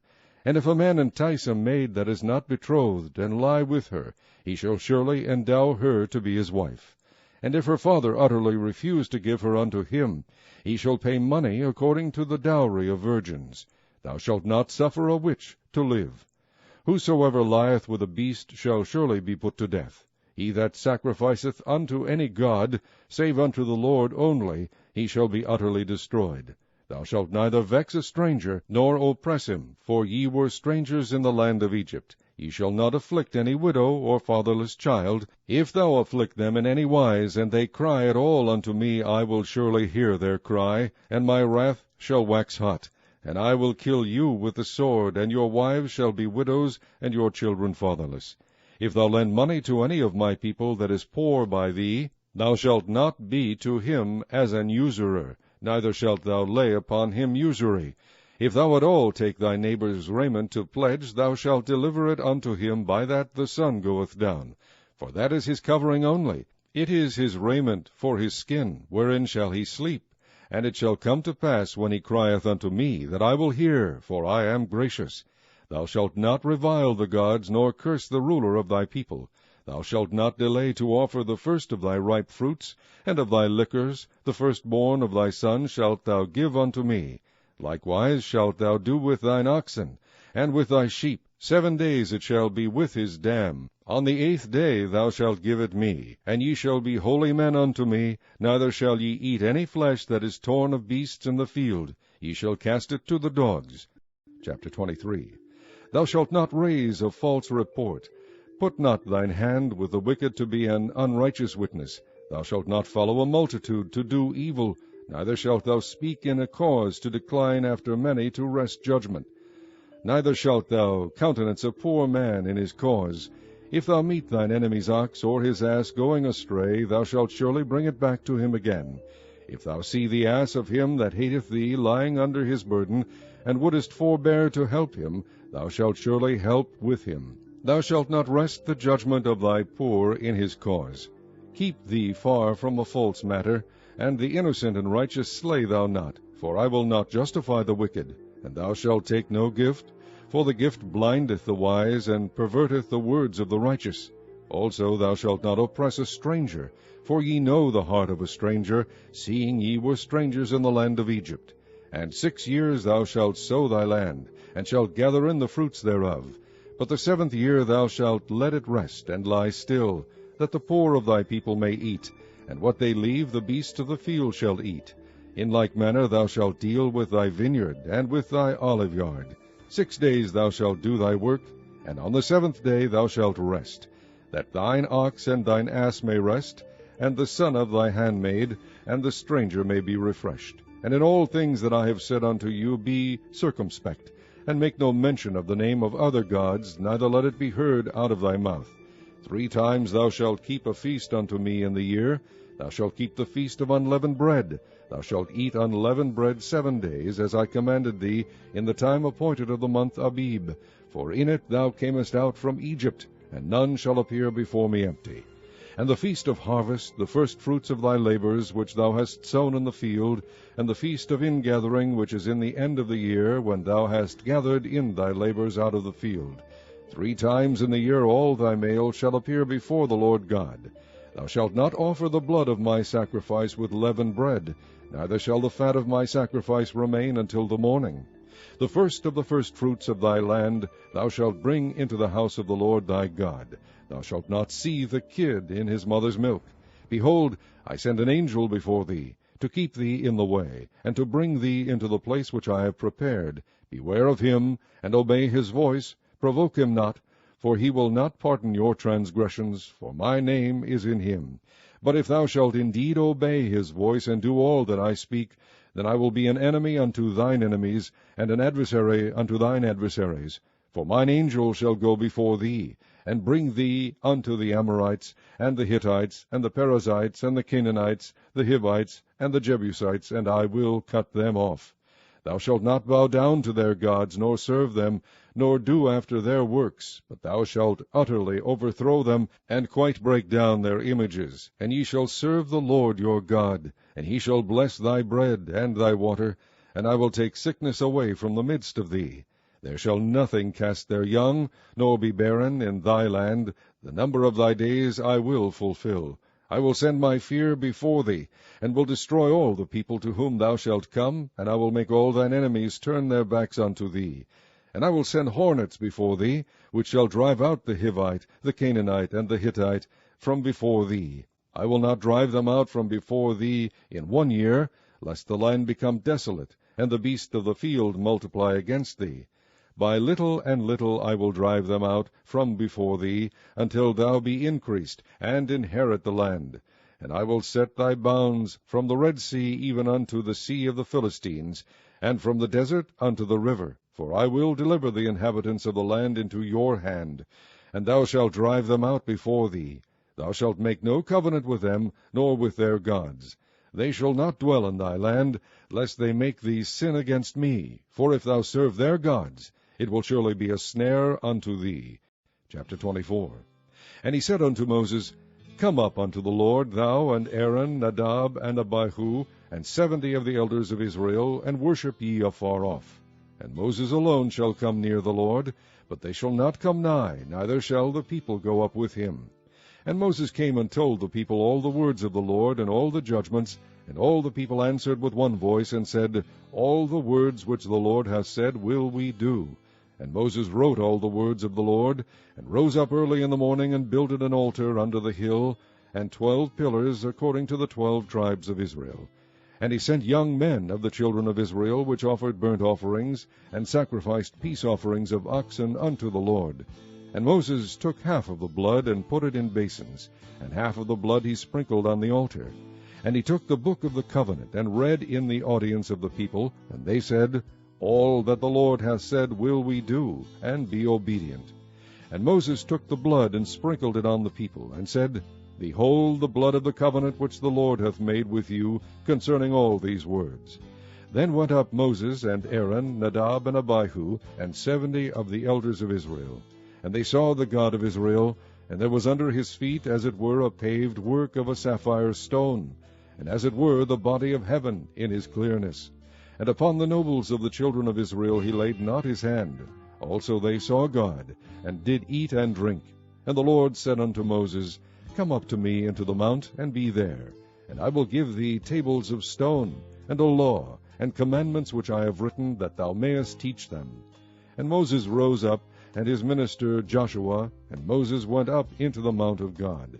And he said unto the elders, Tarry ye here for us until we come again unto you. And behold, Aaron and Hur are with you. If any man have any matters to do, let him come unto them. And Moses went up into the mount, and a cloud covered the mount. And the glory of the Lord abode upon Mount Sinai, and the cloud covered it 6 days. And the 7th day he called unto Moses out of the midst of the cloud. And the sight of the glory of the Lord was like devouring fire on the top of the mount in the eyes of the children of Israel. And Moses went into the midst of the cloud, and gat him up into the mount, and Moses was in the mount 40 days and 40 nights. Chapter 25. And the Lord spake unto Moses, saying, Speak unto the children of Israel, that they bring me an offering. Of every man that giveth it willingly with his heart ye shall take my offering. And this is the offering which ye shall take of them, gold, and silver, and brass, and blue, and purple, and scarlet, and fine linen, and goat's hair, and ram's skins dyed red, and badger skins, and shittim wood, oil for the light, spices for anointing oil, and for sweet incense, onyx stones, and stones to be set in the ephod and in the breastplate. And let them make me a sanctuary, that I may dwell among them. According to all that I shew thee, after the pattern of the tabernacle, and the pattern of all the instruments thereof, even so shall ye make it. And they shall make an ark of shittim wood, 2 cubits and a half shall be the length thereof, and 1 cubit and a half the breadth thereof, and 1 cubit and a half the height thereof. And thou shalt overlay it with pure gold, within and without shalt thou overlay it, and shalt make upon it a crown of gold round about. And thou shalt cast 4 rings of gold for it, and put them in the 4 corners thereof. And 2 rings shall be in the one side of it, and 2 rings in the other side of it. And thou shalt make staves of shittim wood, and overlay them with gold. And thou shalt put the staves into the rings by the sides of the ark, that the ark may be borne with them. The staves shall be in the rings of the ark, they shall not be taken from it. And thou shalt put into the ark the testimony which I shall give thee. And thou shalt make a mercy seat of pure gold. 2 cubits and a half shall be the length thereof, and 1 cubit and a half the breadth thereof. And thou shalt make 2 cherubims of gold, of beaten work shalt thou make them, in the 2 ends of the mercy seat. And make 1 cherub on the one end, and the other cherub on the other end. Even of the mercy seat shall ye make the cherubims on the 2 ends thereof. And the cherubims shall stretch forth their wings on high, covering the mercy seat with their wings. And their faces shall look one to another, toward the mercy seat shall the faces of the cherubims be. And thou shalt put the mercy seat above upon the ark. And in the ark thou shalt put the testimony that I shall give thee. And there I will meet with thee, and I will commune with thee from above the mercy seat, from between the 2 cherubims which are upon the ark of the testimony, of all things which I will give thee in commandment unto the children of Israel. Thou shalt also make a table of shittim wood. 2 cubits shall be the length thereof, and 1 cubit the breadth thereof, and 1 cubit and a half the height thereof. And thou shalt overlay it with pure gold, and make thereto a crown of gold round about. And thou shalt make unto it a border of an handbreadth round about. And thou shalt make a golden crown to the border thereof round about. And thou shalt make for it 4 rings of gold, and put the rings in the 4 corners that are on the 4 feet thereof. Over against the border shall the rings be for places of the staves to bear the table. And thou shalt make the staves of shittim wood, and overlay them with gold, that the table may be borne with them.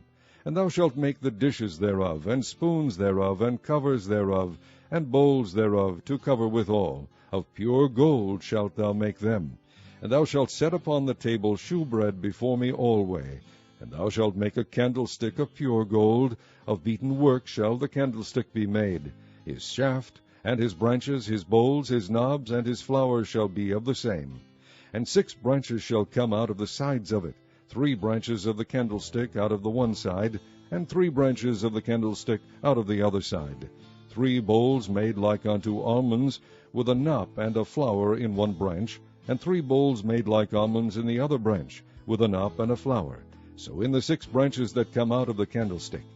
And in the candlestick shall be 4 bowls made like unto almonds, with their knops and their flowers. And there shall be a knop under 2 branches of the same, and a knop under 2 branches of the same, and a knop under 2 branches of the same, according to the 6 branches that proceed out of the candlestick. Their knops and their branches shall be of the same. All it shall be 1 beaten work of pure gold. And thou shalt make the 7 lamps thereof. And they shall light the lamps thereof, that they may give light over against it. And the tongs thereof and the snuff dishes thereof shall be of pure gold. Of a talent of pure gold shall he make it, with all these vessels.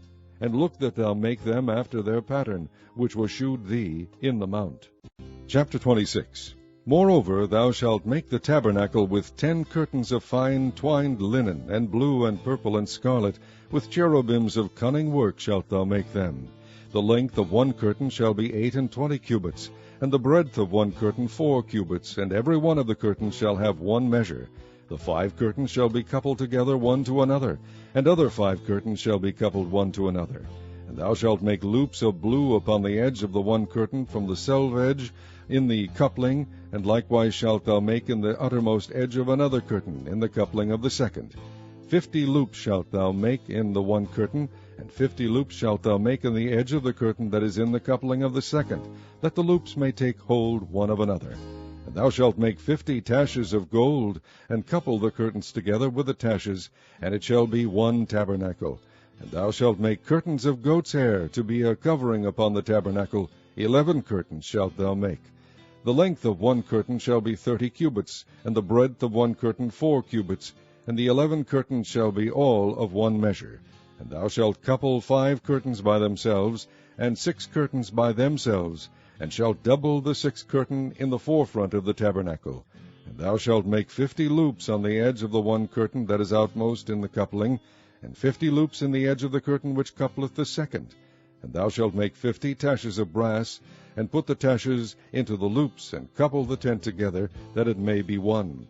And the remnant that remaineth of the curtains of the tent, the half curtain that remaineth, shall hang over the back side of the tabernacle, and a cubit on the one side, and a cubit on the other side of that which remaineth in the length of the curtains of the tent. It shall hang over the sides of the tabernacle on this side and on that side to cover it. And thou shalt make a covering for the tent of ram skins dyed red, and a covering above of badger skins. And thou shalt make boards for the tabernacle of shittim wood standing up. 10 cubits shall be the length of a board, and a cubit and a half shall be the breadth of one board. 2 tenons shall there be in one board, set in order one against another. Thus shalt thou make for all the boards of the tabernacle. And thou shalt make the boards for the tabernacle, 20 boards on the south side southward. And thou shalt make 40 sockets of silver under the 20 boards, 2 sockets under one board for his 2 tenons, and 2 sockets under another board for his 2 tenons.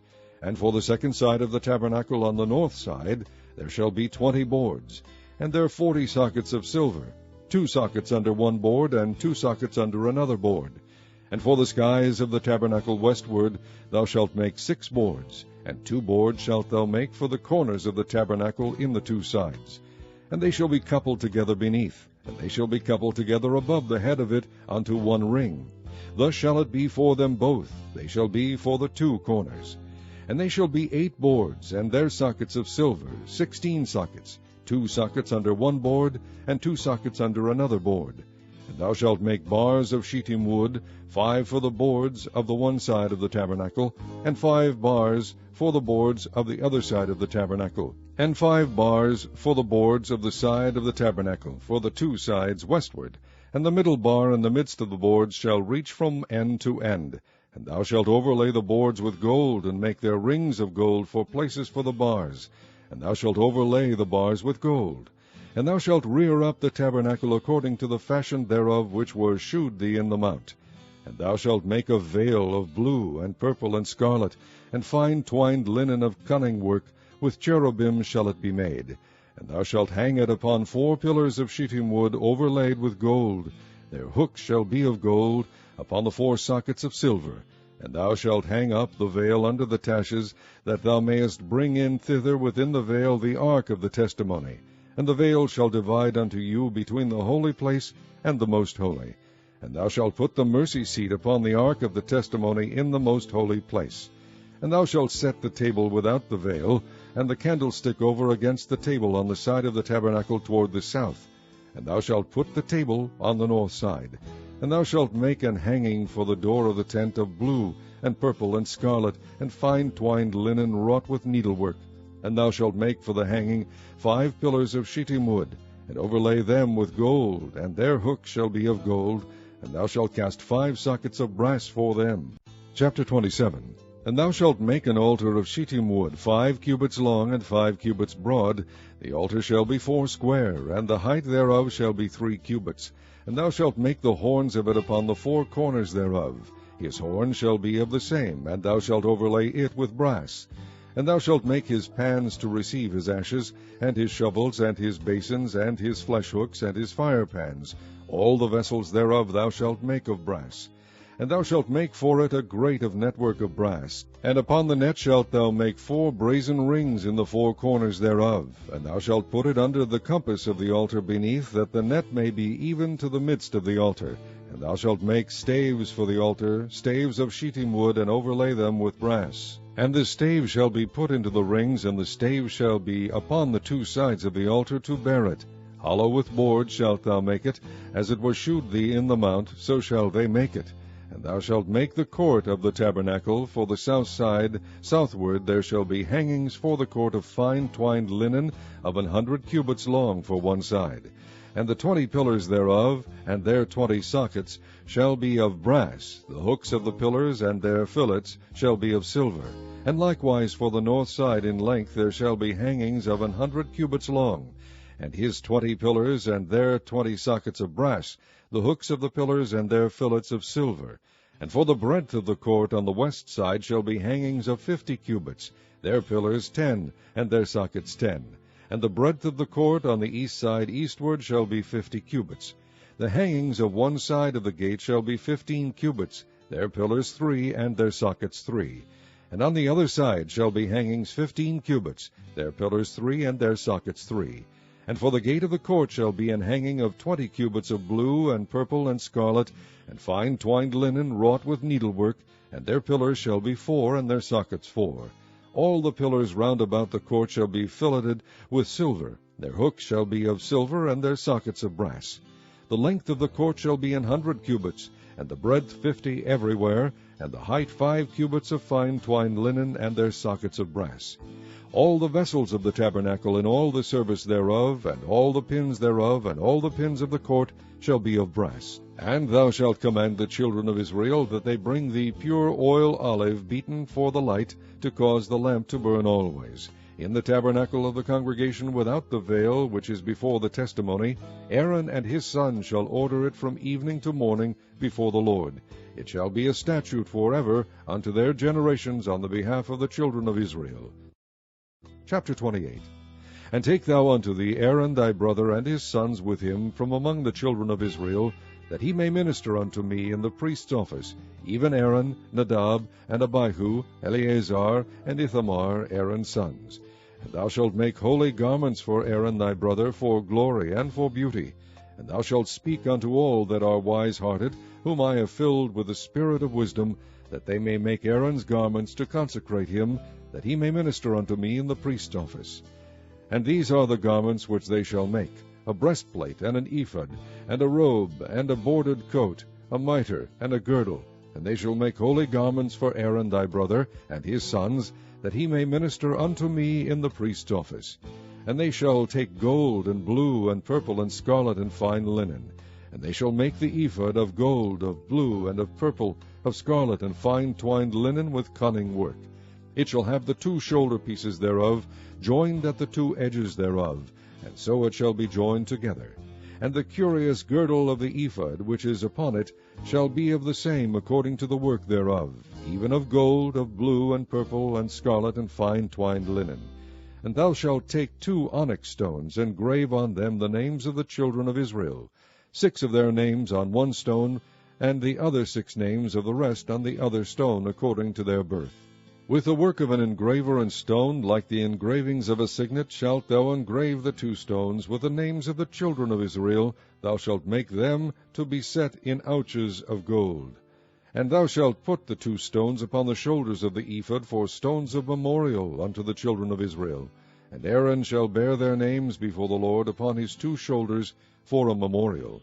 And thou shalt make ouches of gold, and 2 chains of pure gold at the ends. Of wreathen work shalt thou make them, and fasten the wreathen chains to the ouches. And thou shalt make the breastplate of judgment with cunning work. After the work of the ephod thou shalt make it, of gold, of blue, and of purple, and of scarlet, and of fine twined linen shalt thou make it. 4 it shall be, being doubled. A span shall be the length thereof, and a span shall be the breadth thereof. And thou shalt set it in settings of stones, even 4 rows of stones. The first row shall be a sardius, a topaz, and a carbuncle. This shall be the first row. And the second row shall be an emerald, a sapphire, and a diamond. And the third row a ligure, an agate, and an amethyst. And the fourth row a beryl, and an onyx, and a jasper. They shall be set in gold in their enclosings. And the stones shall be with the names of the children of Israel, 12 according to their names, like the engravings of a signet. Every one with his name shall they be according to the 12 tribes. And thou shalt make upon the breastplate chains at the ends of wreathen work of pure gold. And thou shalt make upon the breastplate 2 rings of gold, and shalt put the 2 rings on the 2 ends of the breastplate. And thou shalt put the 2 wreathen chains of gold in the 2 rings which are on the ends of the breastplate. And the other 2 ends of the 2 wreathen chains thou shalt fasten in the 2 ouches, and put them on the shoulder pieces of the ephod before it. And thou shalt make 2 rings of gold, and thou shalt put them upon the 2 ends of the breastplate in the border thereof, which is in the side of the ephod inward. And 2 other rings of gold thou shalt make, and shalt put them on the 2 sides of the ephod underneath, toward the forepart thereof, over against the other coupling thereof, above the curious girdle of the ephod. And they shall bind the breastplate by the rings thereof unto the rings of the ephod with a lace of blue, that it may be above the curious girdle of the ephod, and that the breastplate be not loosed from the ephod. And Aaron shall bear the names of the children of Israel in the breastplate of judgment upon his heart, when he goeth in unto the holy place, for a memorial before the Lord continually. And thou shalt put in the breastplate of judgment the Urim and the Thummim, and they shall be upon Aaron's heart, when he goeth in before the Lord. And Aaron shall bear the judgment of the children of Israel upon his heart before the Lord continually. And thou shalt make the robe of the ephod all of blue, and there shall be an hole in the top of it, in the midst thereof.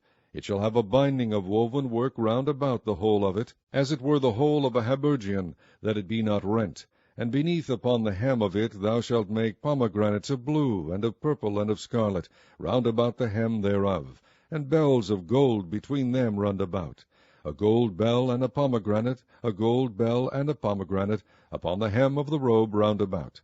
And it shall be upon Aaron to minister, and his sound shall be heard when he goeth in unto the holy place before the Lord, and when he cometh out, that he die not.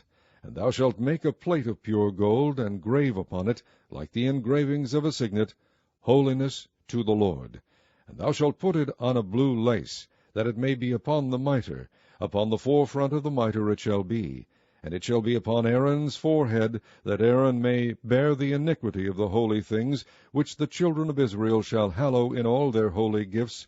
And it shall be always upon his forehead, that they may be accepted before the Lord. And thou shalt embroider the coat of fine linen, and thou shalt make the mitre of fine linen, and thou shalt make the girdle of needlework. And for Aaron's sons thou shalt make coats, and thou shalt make for them girdles, and bonnets shalt thou make for them, for glory and for beauty. And thou shalt put them upon Aaron thy brother, and his sons with him, and shalt anoint them, and consecrate them, and sanctify them, that they may minister unto me in the priest's office. And thou shalt make them linen breeches to cover their nakedness. From the loins even unto the thighs they shall reach, and they shall be upon Aaron and upon his sons, when they come in unto the tabernacle of the congregation, or when they come near unto the altar to minister in the holy place, that they bear not iniquity and die. It shall be a statute for ever unto him and his seed after him. Chapter 29. And this is the thing that thou shalt do unto them to hallow them, to minister unto me in the priest's office. Take 1 young bullock, and 2 rams without blemish, and unleavened bread, and cakes unleavened tempered with oil, and wafers unleavened anointed with oil, of wheaten flour shalt thou make them. And thou shalt put them into 1 basket, and bring them in the basket, with the bullock and the 2 rams. And Aaron and his sons thou shalt bring unto the door of the tabernacle of the congregation, and shalt wash them with water. And thou shalt take the garments, and put upon Aaron the coat, and the robe of the ephod, and the breastplate, and gird him with the curious girdle of the ephod. and thou shalt put the mitre upon his head, and put the holy crown upon the mitre. Then shalt thou take the anointing oil, and pour it upon his head, and anoint him. And thou shalt bring his sons, and put coats upon them, and thou shalt gird them with girdles, Aaron and his sons, and put the bonnets on them. And the priest's office shall be theirs for a perpetual statute. And thou shalt consecrate Aaron and his sons. And thou shalt cause a bullock to be brought before the tabernacle of the congregation, and Aaron and his sons shall put their hands upon the head of the bullock. And thou shalt kill the bullock before the Lord by the door of the tabernacle of the congregation. And thou shalt take of the blood of the bullock, and put it upon the horns of the altar with thy finger, and pour all the blood beside the bottom of the altar. And thou shalt take all the fat that covereth the inwards, and the caul that is above the liver, and the 2 kidneys, and the fat that is upon them, and burn them upon the altar. But the flesh of the bullock, and his skin, and his dung, shalt thou burn with fire without the camp. It is a sin offering. Thou shalt also take 1 ram, and Aaron and his sons shall put their hands upon the head of the ram. And thou shalt slay the ram, and thou shalt take his blood, and sprinkle it round about upon the altar. And thou shalt cut the ram in pieces, and wash the inwards of him, and his legs, and put them unto his pieces, and unto his head. And thou shalt burn the whole ram upon the altar. It is a burnt offering unto the Lord. It is a sweet savour, an offering made by fire unto the Lord. And thou shalt take the other ram, and Aaron and his sons shall put their hands upon the head of the ram. Then shalt thou kill the ram, and take of his blood, and put it upon the tip of the right ear of Aaron, and upon the tip of the right ear of his sons, and upon the thumb of their right hand, and upon the great toe of their right foot, and sprinkle the blood upon the altar round about. And thou shalt take of the blood that is upon the altar, and of the anointing oil, and sprinkle it upon Aaron, and upon his garments, and upon his sons, and upon the garments of his sons with him. And he shall be hallowed, and his garments, and his sons' garments with him. Also thou shalt take of the ram the fat of the rump, and the fat that covereth the inwards, and the caul above the liver, and the 2 kidneys, and the fat that is upon them, and the right shoulder, for it is a ram of consecration. And 1 loaf of bread, and 1 cake of oiled bread, and 1 wafer out of the basket of the unleavened bread that is before the Lord. And thou shalt put all in the hands of Aaron, and in the hands of his sons, and shalt wave them for a wave offering before the Lord. And thou shalt receive them in their hands, and burn them upon the altar for a burnt offering, for a sweet savour before the Lord. It is an offering made by fire unto the Lord. And thou shalt take the breast of the ram of Aaron's consecration, and wave it for a wave offering before the Lord, and it shall be thy part. And thou shalt sanctify the breast of the wave offering, and the shoulder of the heave offering, which is waved, and which is heaved up, of the ram of the consecration, even of that which is for Aaron, and of that which is for his sons. And it shall be Aaron's and his sons by a statute for ever from the children of Israel. For it is an heave offering, and it shall be an heave offering from the children of Israel of the sacrifice of their peace offerings, even their heave offering unto the Lord. And the holy garments of Aaron shall be his sons after him, to be anointed therein, and to be consecrated in them. And that son that is priest in his stead shall put them on 7 days, when he cometh into the tabernacle of the congregation, to minister in the holy place. And thou shalt take the ram of the consecration, and seethe his flesh in the holy place. And Aaron and his sons shall eat the flesh of the ram, and the bread that is in the basket, by the door of the tabernacle of the congregation. And they shall eat those things wherewith the atonement was made, to consecrate and to sanctify them. But a stranger shall not eat thereof, because they are holy. And if aught of the flesh of the consecrations or of the bread remain unto the morning, then thou shalt burn the remainder with fire. It shall not be eaten, because it is holy. And thus shalt thou do unto Aaron and to his sons, according to all things which I have commanded thee. 7 days shalt thou consecrate them. And thou shalt offer every day a bullock for a sin offering for atonement. And thou shalt cleanse the altar, when thou hast made an atonement for it, and thou shalt anoint it to sanctify it. 7 days thou shalt make an atonement for the altar, and sanctify it, and it shall be an altar most holy. Whatsoever toucheth the altar shall be holy. Now this is that which thou shalt offer upon the altar, 2 lambs of the first year, day by day continually. The 1 lamb thou shalt offer in the morning, and the other lamb thou shalt offer at even. And with the one lamb 1/10 deal of flour mingled with the 4th part of an hin of beaten oil, and the 4th part of an hin of wine for a drink offering. And the other lamb thou shalt offer at even, and shalt do thereto according to the meat offering of the morning, and according to the drink offering thereof, for a sweet savour, an offering made by fire unto the Lord. This shall be a continual burnt offering throughout your generations, at the door of the tabernacle of the congregation before the Lord, where I will meet you to speak there unto thee. And there I will meet with the children of Israel, and the tabernacle shall be sanctified by my glory. And I will sanctify the tabernacle of the congregation, and the altar. I will sanctify also both Aaron and his sons, to minister to me in the priest's office. And I will dwell among the children of Israel, and will be their God. And they shall know that I am the Lord their God, that brought them forth out of the land of Egypt, that I may dwell among them. I am the Lord their God. Chapter 30. And thou shalt make an altar to burn incense upon, of shittim wood shalt thou make it. A cubit shall be the length thereof, and a cubit the breadth thereof. foursquare shall it be, and 2 cubits shall be the height thereof. The horns thereof shall be of the same.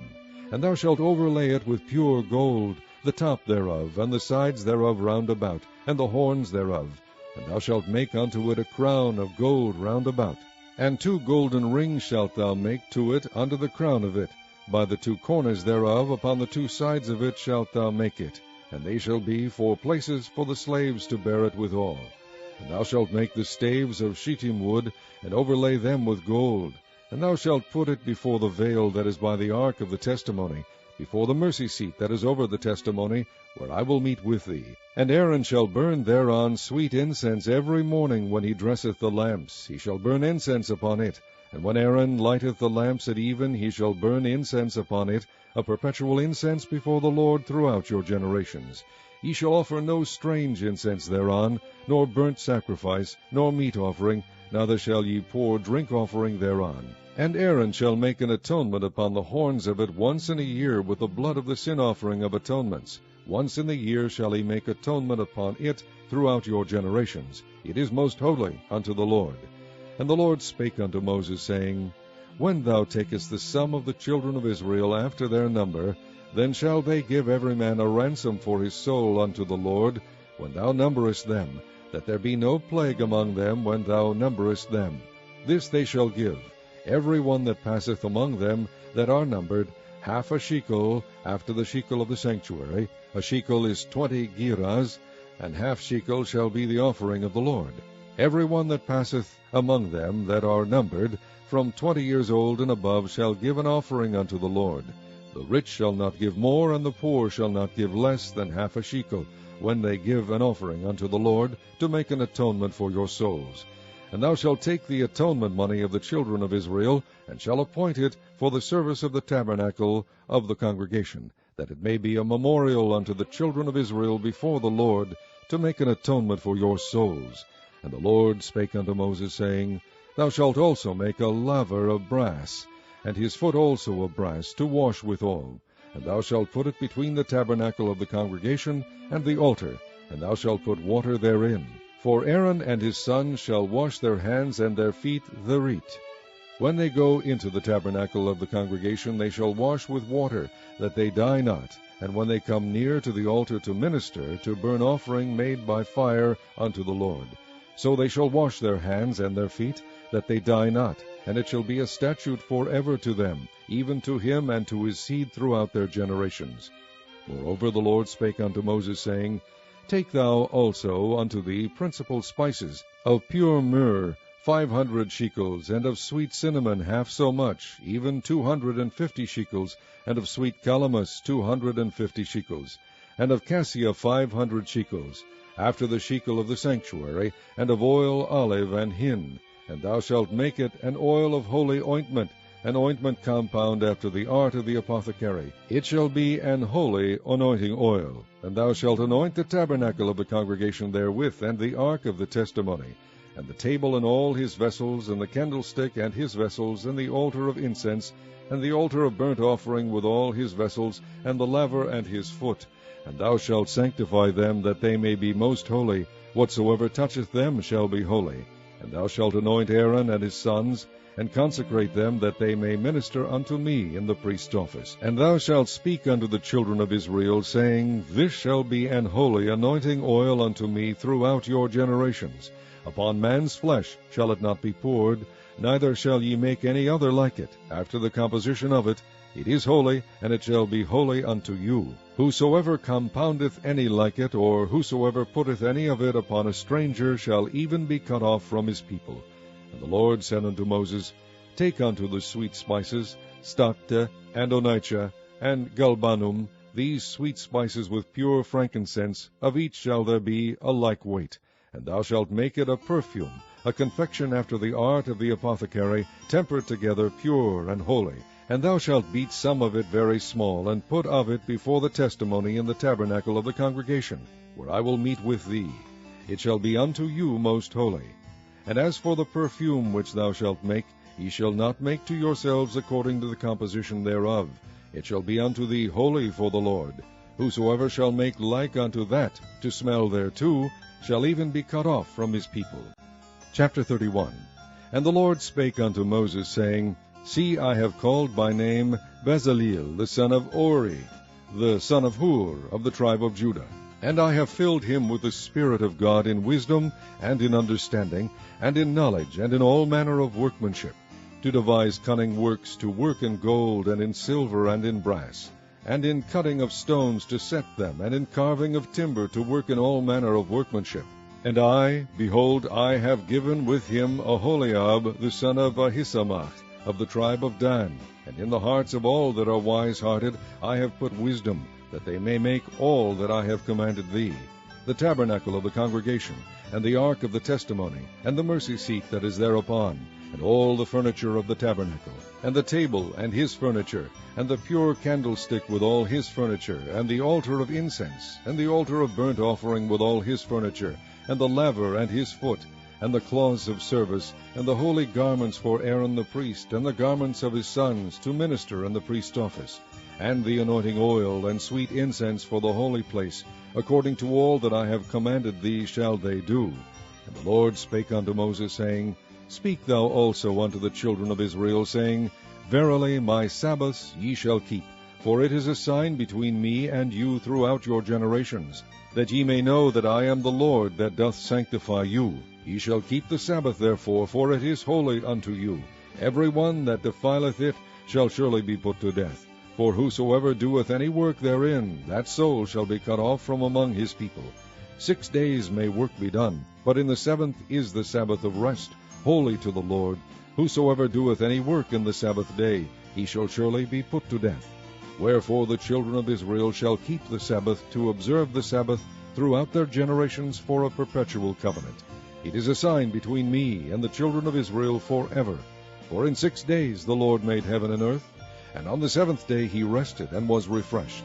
And he gave unto Moses, when he had made an end of communing with him upon Mount Sinai, 2 tables of testimony, tables of stone, written with a finger of God. Chapter 32. And when the people saw that Moses delayed to come down out of the mount, the people gathered themselves together unto Aaron, and said unto him, Up, make us gods, which shall go before us. For as for this Moses, the man that brought us up out of the land of Egypt, we wot not what is become of him. And Aaron said unto them, Break off the golden earrings which are in the ears of your wives, of your sons, and of your daughters, and bring them unto me. And all the people brake off the golden earrings which were in their ears, and brought them unto Aaron. And he received them at their hand, and fashioned it with a graving tool, after he had made it a molten calf. And they said, These be thy gods, O Israel, which brought thee up out of the land of Egypt. And when Aaron saw it, he built an altar before it, and Aaron made proclamation, and said, Tomorrow is a feast to the Lord. And they rose up early on the morrow, and offered burnt offerings, and brought peace offerings. And the people sat down to eat and to drink, and rose up to play.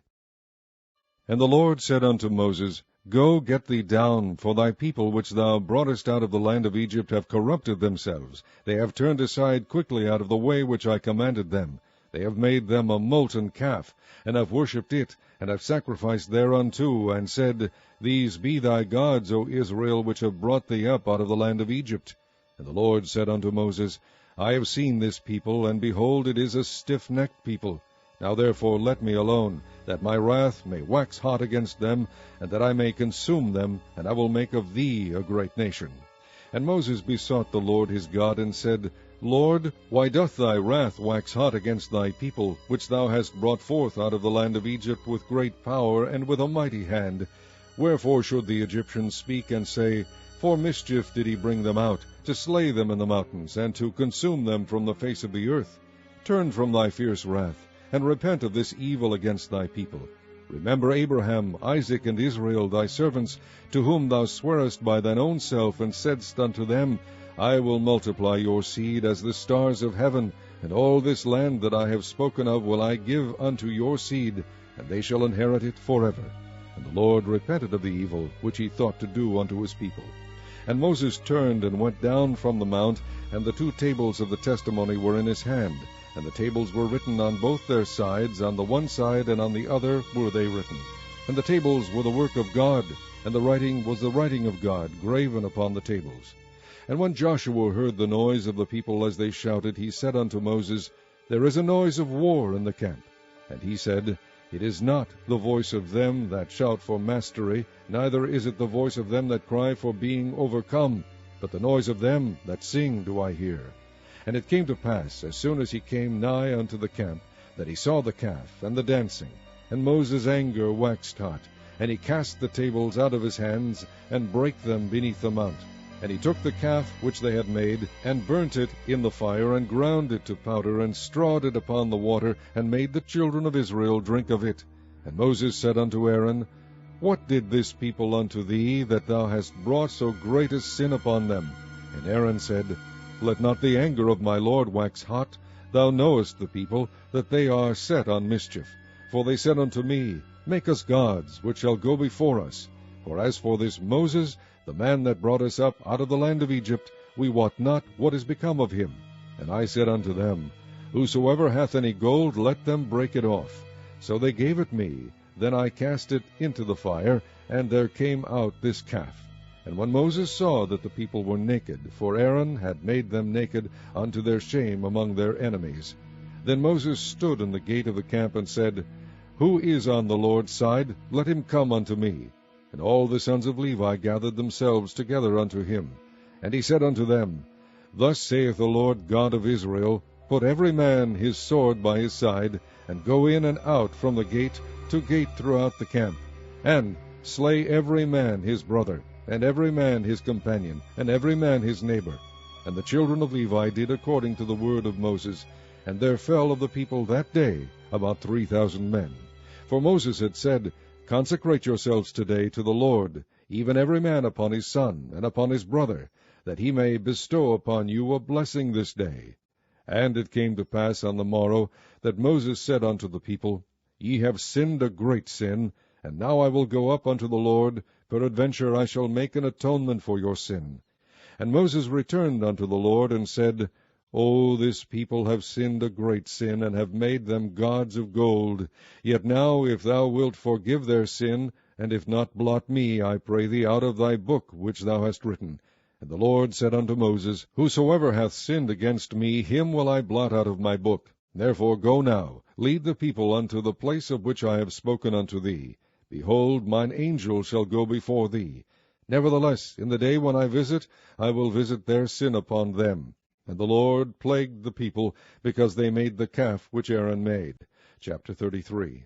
And the Lord said unto Moses, Depart, and go up hence, thou and the people, which thou hast brought up out of the land of Egypt, unto the land which I swear unto Abraham, to Isaac, and to Jacob, saying, Unto thy seed will I give it.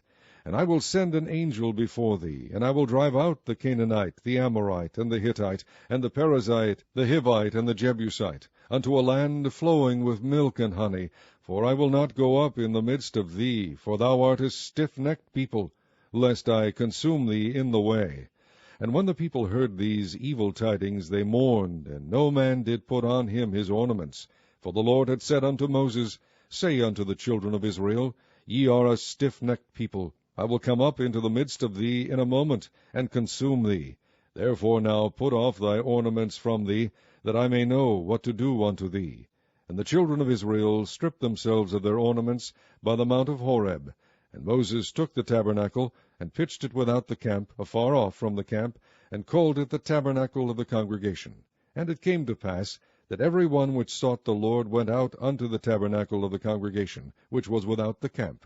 And it came to pass, when Moses went out unto the tabernacle, that all the people rose up, and stood every man at his tent door, and looked after Moses until he was gone into the tabernacle. And it came to pass, as Moses entered into the tabernacle, the cloudy pillar descended, and stood at the door of the tabernacle, and the Lord talked with Moses. And all the people saw the cloudy pillar stand at the tabernacle door. And all the people rose up and worshipped, every man in his tent door. And the Lord spake unto Moses face to face, as a man speaketh unto his friend. And he turned again into the camp, but his servant Joshua the son of Nun, a young man, departed not out of the tabernacle. And Moses said unto the Lord, See, thou sayest unto me, Bring up this people, and thou hast not let me know whom thou wilt send with me. Yet thou hast said, I know thee by name, and thou hast also found grace in my sight. Now therefore, I pray thee, if I have found grace in thy sight, shew me now thy way, that I may know thee, that I may find grace in thy sight, and consider that this nation is thy people. And he said, My presence shall go with thee, and I will give thee rest. And he said unto him, If thy presence go not with me, carry us not up hence. For wherein shall it be known here that I and thy people have found grace in thy sight?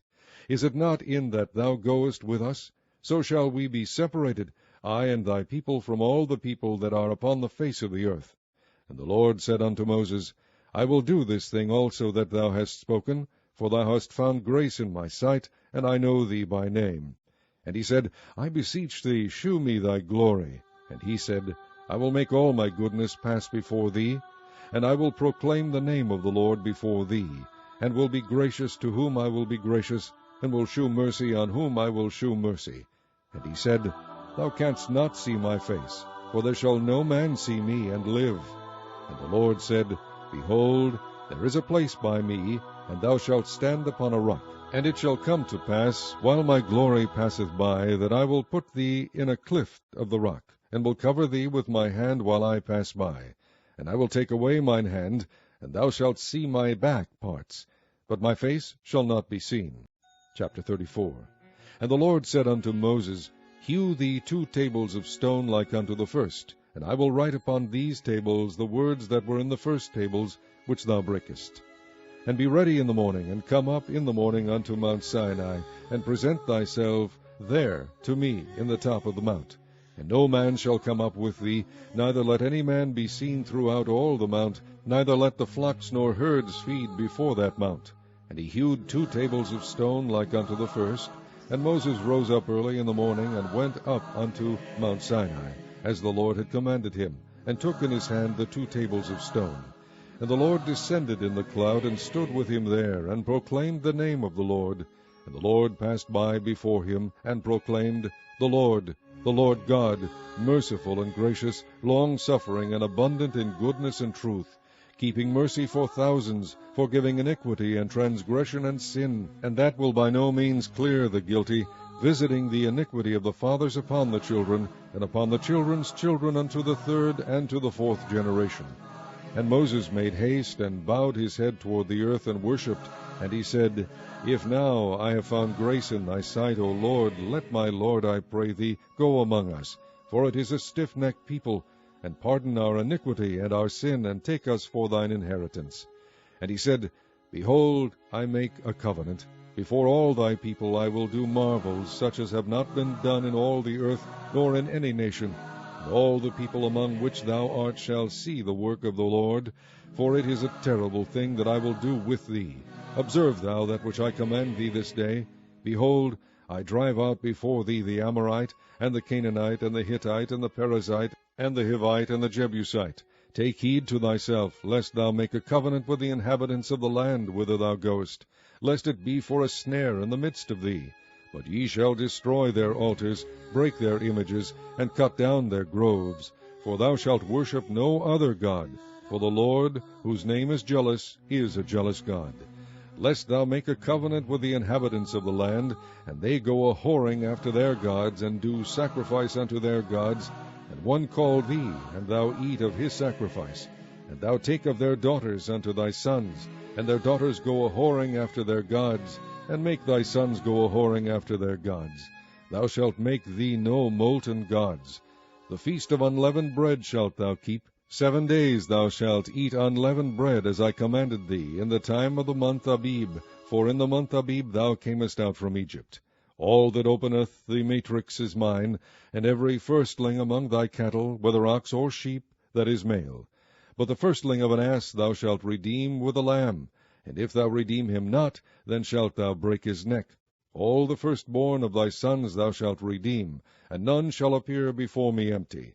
6 days thou shalt work, but on the 7th day thou shalt rest. In earing time and in harvest thou shalt rest. And thou shalt observe the feast of weeks, of the first fruits of wheat harvest, and the feast of ingathering at the year's end. Thrice in the year shall all your men children appear before the Lord God, the God of Israel. For I will cast out the nations before thee, and enlarge thy borders. Neither shall any man desire thy land, when thou shalt go up to appear before the Lord thy God thrice in the year. Thou shalt not offer the blood of my sacrifice with leaven, neither shall the sacrifice of the feast of the Passover be left unto the morning. The first of the firstfruits of thy land thou shalt bring unto the house of the Lord thy God. Thou shalt not see the kid in his mother's milk. And the Lord said unto Moses, Write thou these words, for after the tenor of these words I have made a covenant with thee and with Israel.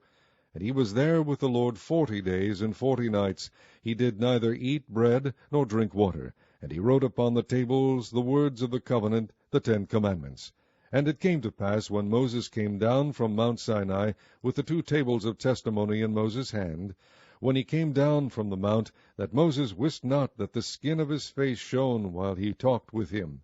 And when Aaron and all the children of Israel saw Moses, behold, the skin of his face shone, and they were afraid to come nigh him. And Moses called unto them, and Aaron and all the rulers of the congregation returned unto him. And Moses talked with them. And afterward all the children of Israel came nigh, and he gave them in commandment all that the Lord had spoken with him in Mount Sinai. Until Moses had done speaking with them, he put a veil on his face. But when Moses went in before the Lord to speak with him, he took the veil off until he came out. And he came out, and spake unto the children of Israel that which he was commanded. And the children of Israel saw the face of Moses, that the skin of Moses' face shone. And Moses put the veil upon his face again, until he went in to speak with him. Chapter 35. And Moses gathered all the congregation of the children of Israel together, and said unto them, These are the words which the Lord hath commanded, that ye should do them. 6 days shall work be done. But on the 7th day there shall be to you an holy day, a Sabbath of rest to the Lord. Whosoever doeth work therein shall be put to death. Ye shall kindle no fire throughout your habitations upon the Sabbath day. And Moses spake unto all the congregation of the children of Israel, saying, This is the thing which the Lord commanded, saying, Take ye from among you an offering unto the Lord.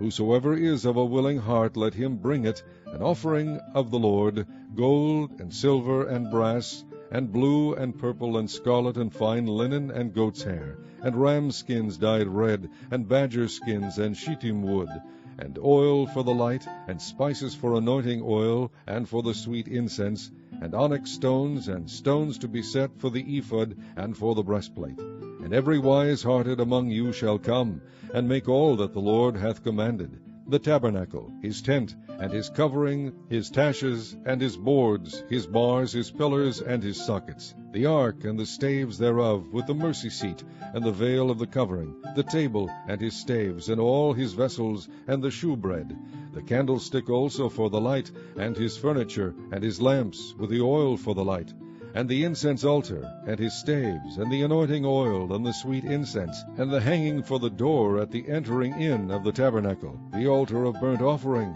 with his brazen grate, his staves, and all his vessels, the laver, and his foot, the hangings of the court, his pillars and their sockets, and the hanging for the door of the court, the pins of the tabernacle, and the pins of the court, and their cords, the cloths of service, to do service in the holy place, the holy garments for Aaron the priest, and the garments of his sons, to minister in the priest's office.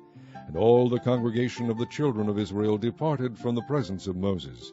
And they came, every one whose heart stirred him up, and every one whom his spirit made willing, and they brought the Lord's offering to the work of the tabernacle of the congregation, and for all his service, and for the holy garments.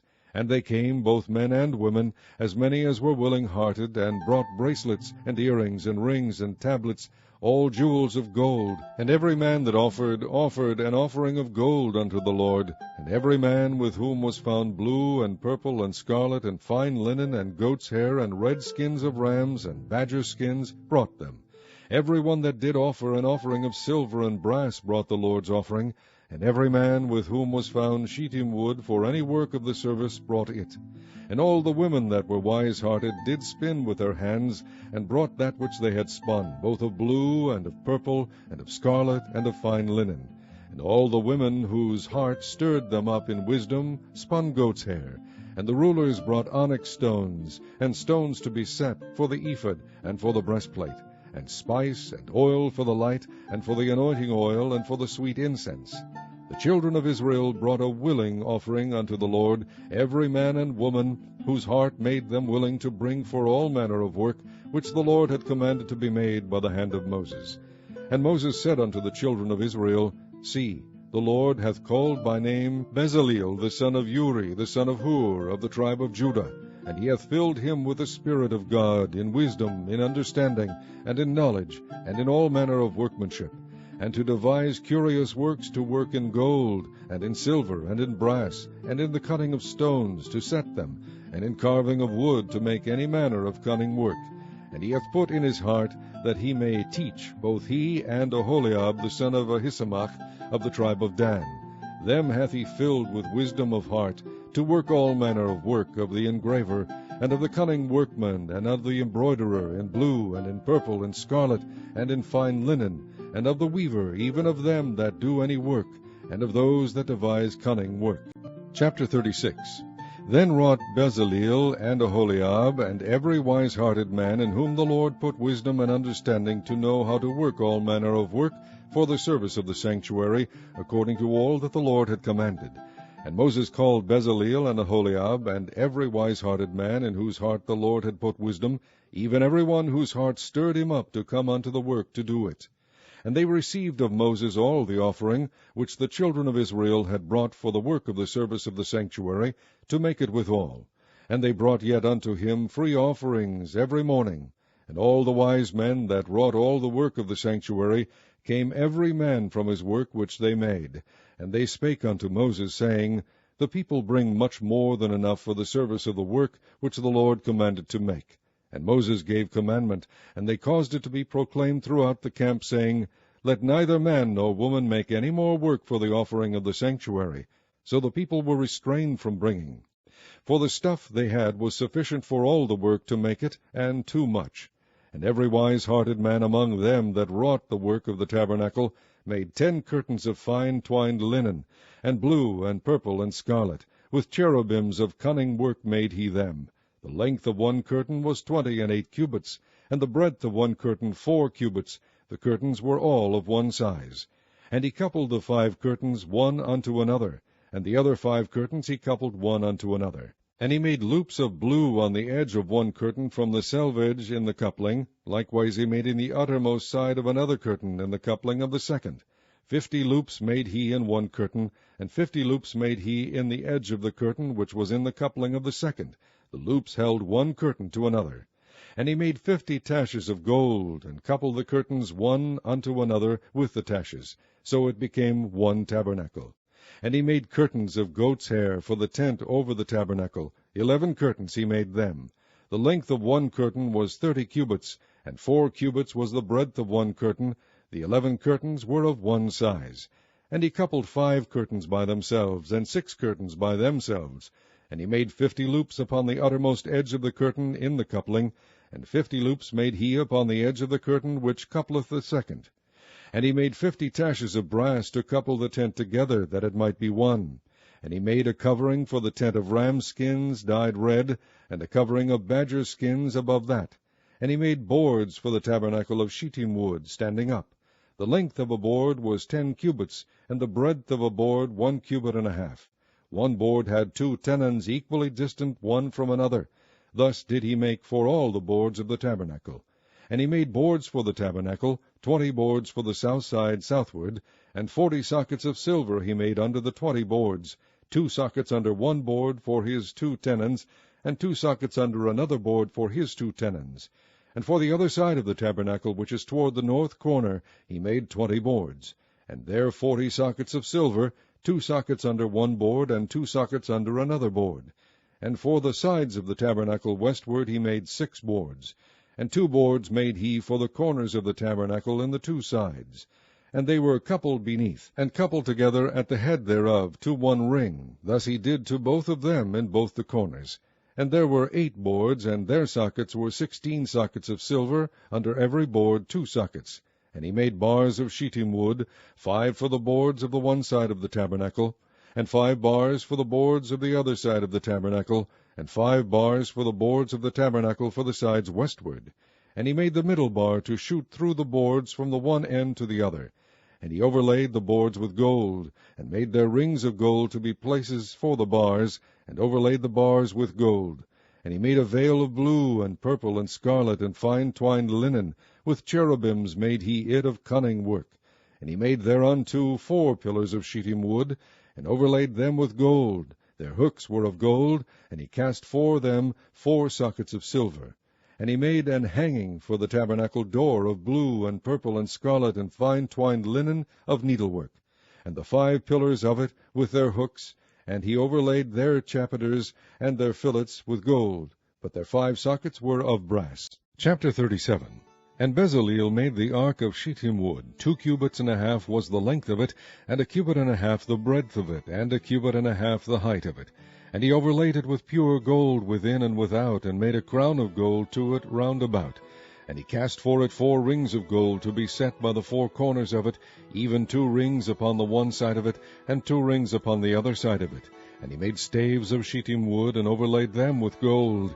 And he put the staves into the rings by the sides of the ark to bear the ark. And he made the mercy seat of pure gold. 2 cubits and a half was the length thereof, and 1 cubit and a half the breadth thereof. And he made 2 cherubims of gold, beaten out of one piece made he them, on the 2 ends of the mercy seat, 1 cherub on the end on this side, and another cherub on the other end on that side. Out of the mercy seat made he the cherubims on the 2 ends thereof. And the cherubims spread out their wings on high, and covered with their wings over the mercy seat. With their faces one to another, even to the mercy seat ward, were the faces of the cherubims. And he made the table of shittim wood. 2 cubits was the length thereof, and 1 cubit the breadth thereof, and 1 cubit and a half the height thereof. And he overlaid it with pure gold, and made thereunto a crown of gold round about. Also he made thereunto a border of an handbreadth round about, and made a crown of gold for the border thereof round about. And he cast for it 4 rings of gold, and put the rings upon the 4 corners that were in the 4 feet thereof. Over against the border were the rings, and the places for the staves to bear the table. And he made the staves of shittim wood, and overlaid them with gold to bear the table.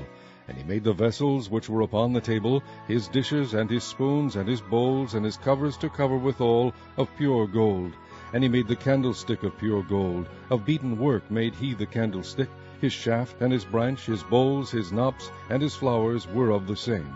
And 6 branches going out of the sides thereof, 3 branches of the candlestick out of the one side thereof, and 3 branches of the candlestick out of the other side thereof.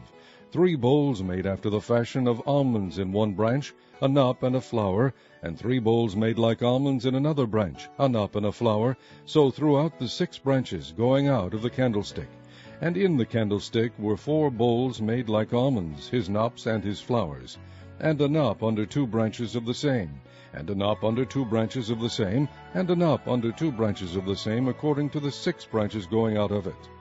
Their knops and their branches were of the same. All of it was one beaten work of pure gold. And he made his 7 lamps and his snuffers and his snuff dishes of pure gold. Of a talent of pure gold made he it and all the vessels thereof. And he made the incense altar of shittim wood. The length of it was 1 cubit, and the breadth of it 1 cubit. It was 4 square, and 2 cubits was the height of it. The horns thereof were of the same. And he overlaid it with pure gold, both the top of it and the sides thereof round about, and the horns of it. Also he made unto it a crown of gold round about. And he made 2 rings of gold for it under the crown thereof, by the 2 corners of it, upon the 2 sides thereof, to be places for the staves to bear it withal. And he made the staves of shittim wood, and overlaid them with gold. And he made the holy anointing oil, and the pure incense of sweet spices, according to the work of the apothecary. Chapter 38. And he made the altar of burnt offering of shittim wood. 5 cubits was the length thereof, and 5 cubits the breadth thereof. It was 4 square, and 3 cubits the height thereof. And he made the horns thereof on the 4 corners of it. The horns thereof were of the same, and he overlaid it with brass. And he made all the vessels of the altar, the pots, and the shovels, and the basins, and the flesh hooks, and the fire pans. All the vessels thereof made he of brass. And he made for the altar a brazen grate of network under the compass thereof, beneath unto the midst of it. And he cast 4 rings for the 4 ends of the grate of brass, to be places for the staves. And he made the staves of shittim wood, and overlaid them with brass. And he put the staves into the rings on the sides of the altar, to bear it withal. He made the altar hollow, with boards. And he made the laver of brass, and the foot of it of brass, of the looking glass of the women assembling, which assembled all the door of the tabernacle of the congregation. And he made the court on the south side southward. The hangings of the court were of fine twined linen, 100 cubits. Their pillars were 20, and their brazen sockets 20. The hooks of the pillars and their fillets were of silver. And for the north side the hangings were 100 cubits. Their pillars were 20, and their sockets of brass 20. The hooks of the pillars and their fillets of silver. And for the west side were hangings of 50 cubits. Their pillars 10, and their sockets 10, the hooks of the pillars and their fillets of silver. And for the east side eastward 50 cubits. The hangings of the one side of the gate were 15 cubits, their pillars 3, and their sockets 3.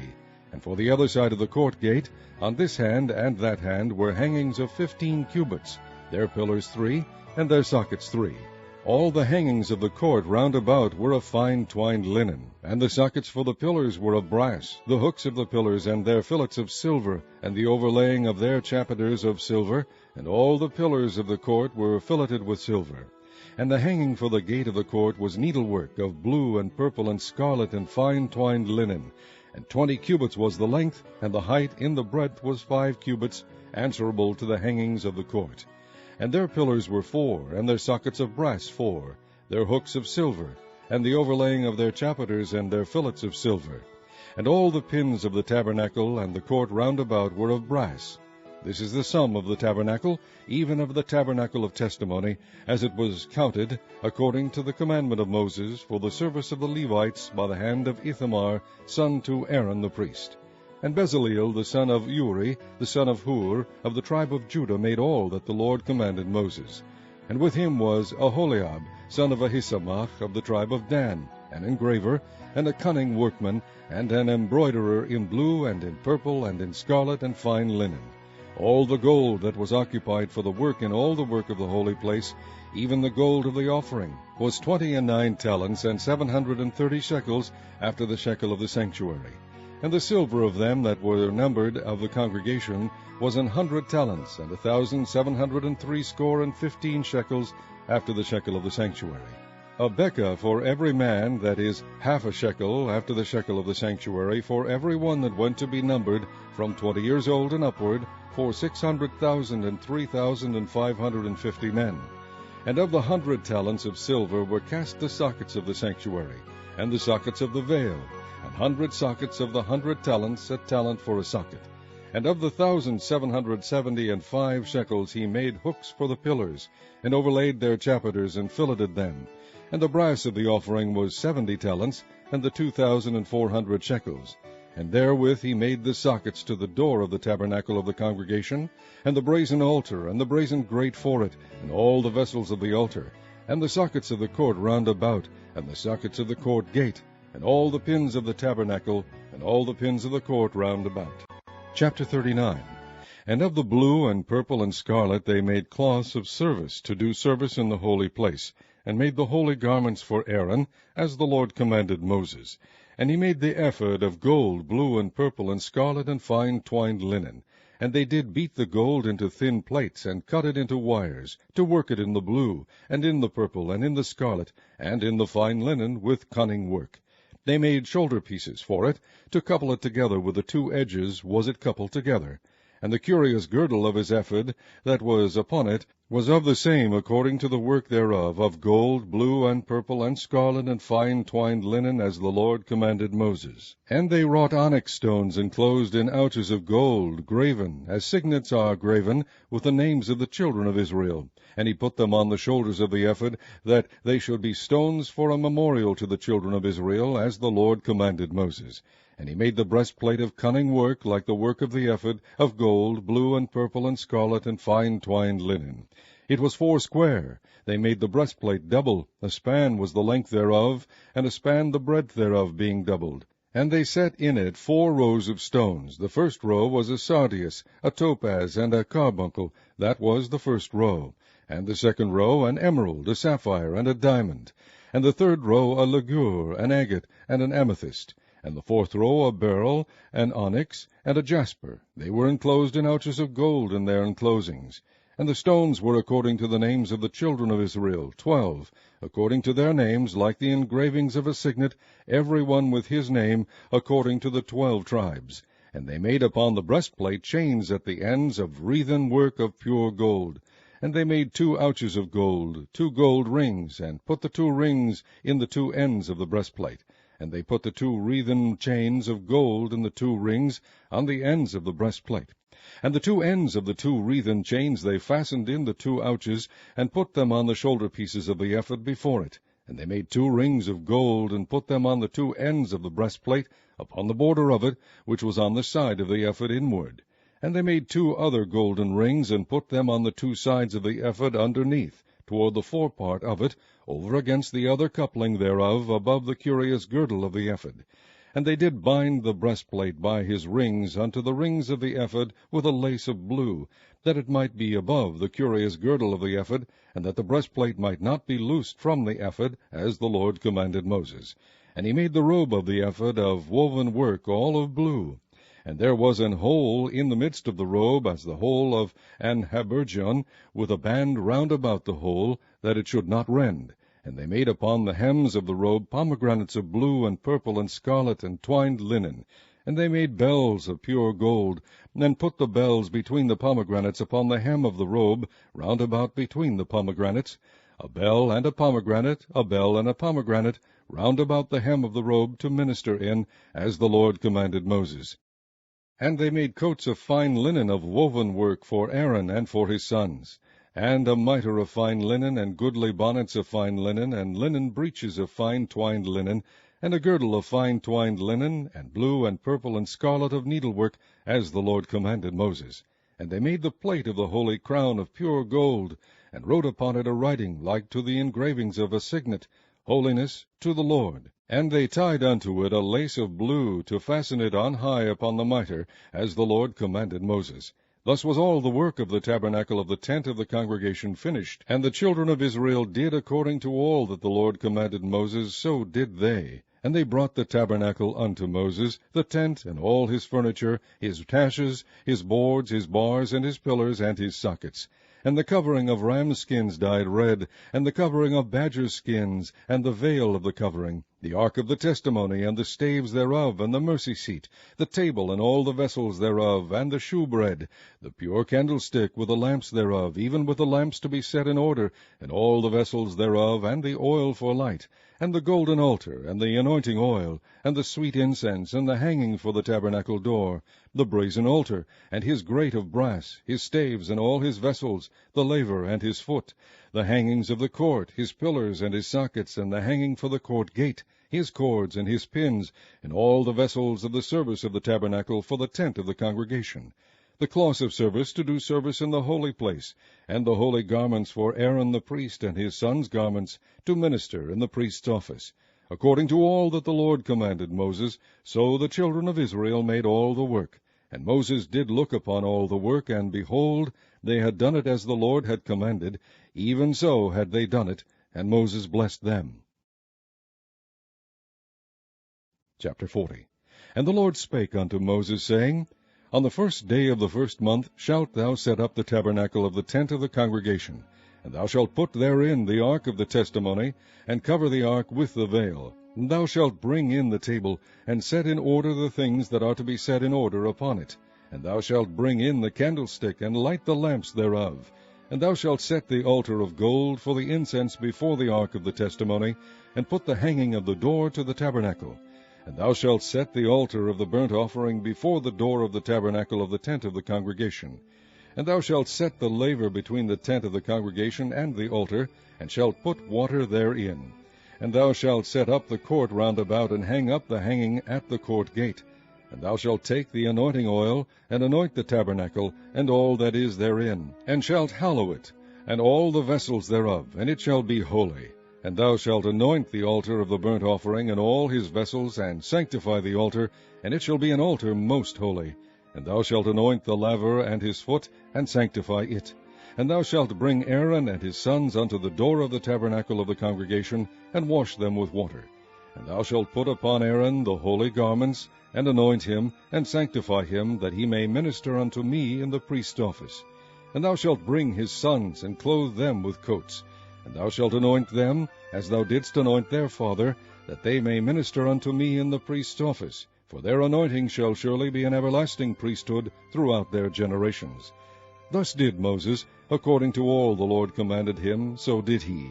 And it came to pass, in the 1st month, in the 2nd year, on the 1st day of the month, that the tabernacle was reared up. And Moses reared up the tabernacle, and fastened his sockets, and set up the boards thereof, and put in the bars thereof, and reared up his pillars. And he spread abroad the tent over the tabernacle, and put the covering of the tent above it, as the Lord commanded Moses. And he took and put the testimony into the ark, and set the staves on the ark, and put the mercy seat above upon the ark. And he brought the ark into the tabernacle, and set up the veil of the covering, and covered the ark of the testimony, as the Lord commanded Moses. And he put the table in the tent of the congregation, upon the side of the tabernacle northward, without the veil. And he set the bread in order upon it before the Lord, as the Lord had commanded Moses. And he put the candlestick in the tent of the congregation, over against the table, on the side of the tabernacle southward. And he lighted the lamps before the Lord, as the Lord commanded Moses. And he put the golden altar in the tent of the congregation before the veil. And he burnt sweet incense thereon, as the Lord commanded Moses. And he set up the hanging at the door of the tabernacle. And he put the altar of burnt offering by the door of the tabernacle of the tent of the congregation, and offered upon it the burnt offering and the meat offering, as the Lord commanded Moses. And he set the laver between the tent of the congregation and the altar, and put water there to wash withal. And Moses and Aaron and his sons washed their hands and their feet thereat, when they went into the tent of the congregation, and when they came near unto the altar, they washed, as the Lord commanded Moses. And he reared up the court round about the tabernacle and the altar, and set up the hanging of the court gate. So Moses finished the work. Then a cloud covered the tent of the congregation, and the glory of the Lord filled the tabernacle. And Moses was not able to enter into the tent of the congregation, because the cloud abode thereon, and the glory of the Lord filled the tabernacle. And when the cloud was taken up from over the tabernacle, the children of Israel went onward in all their journeys. But if the cloud were not taken up, then they journeyed not till the day that it was taken up. For the cloud of the Lord was upon the tabernacle by day, and fire was on it by night, in the sight of all the house of Israel throughout all their journeys.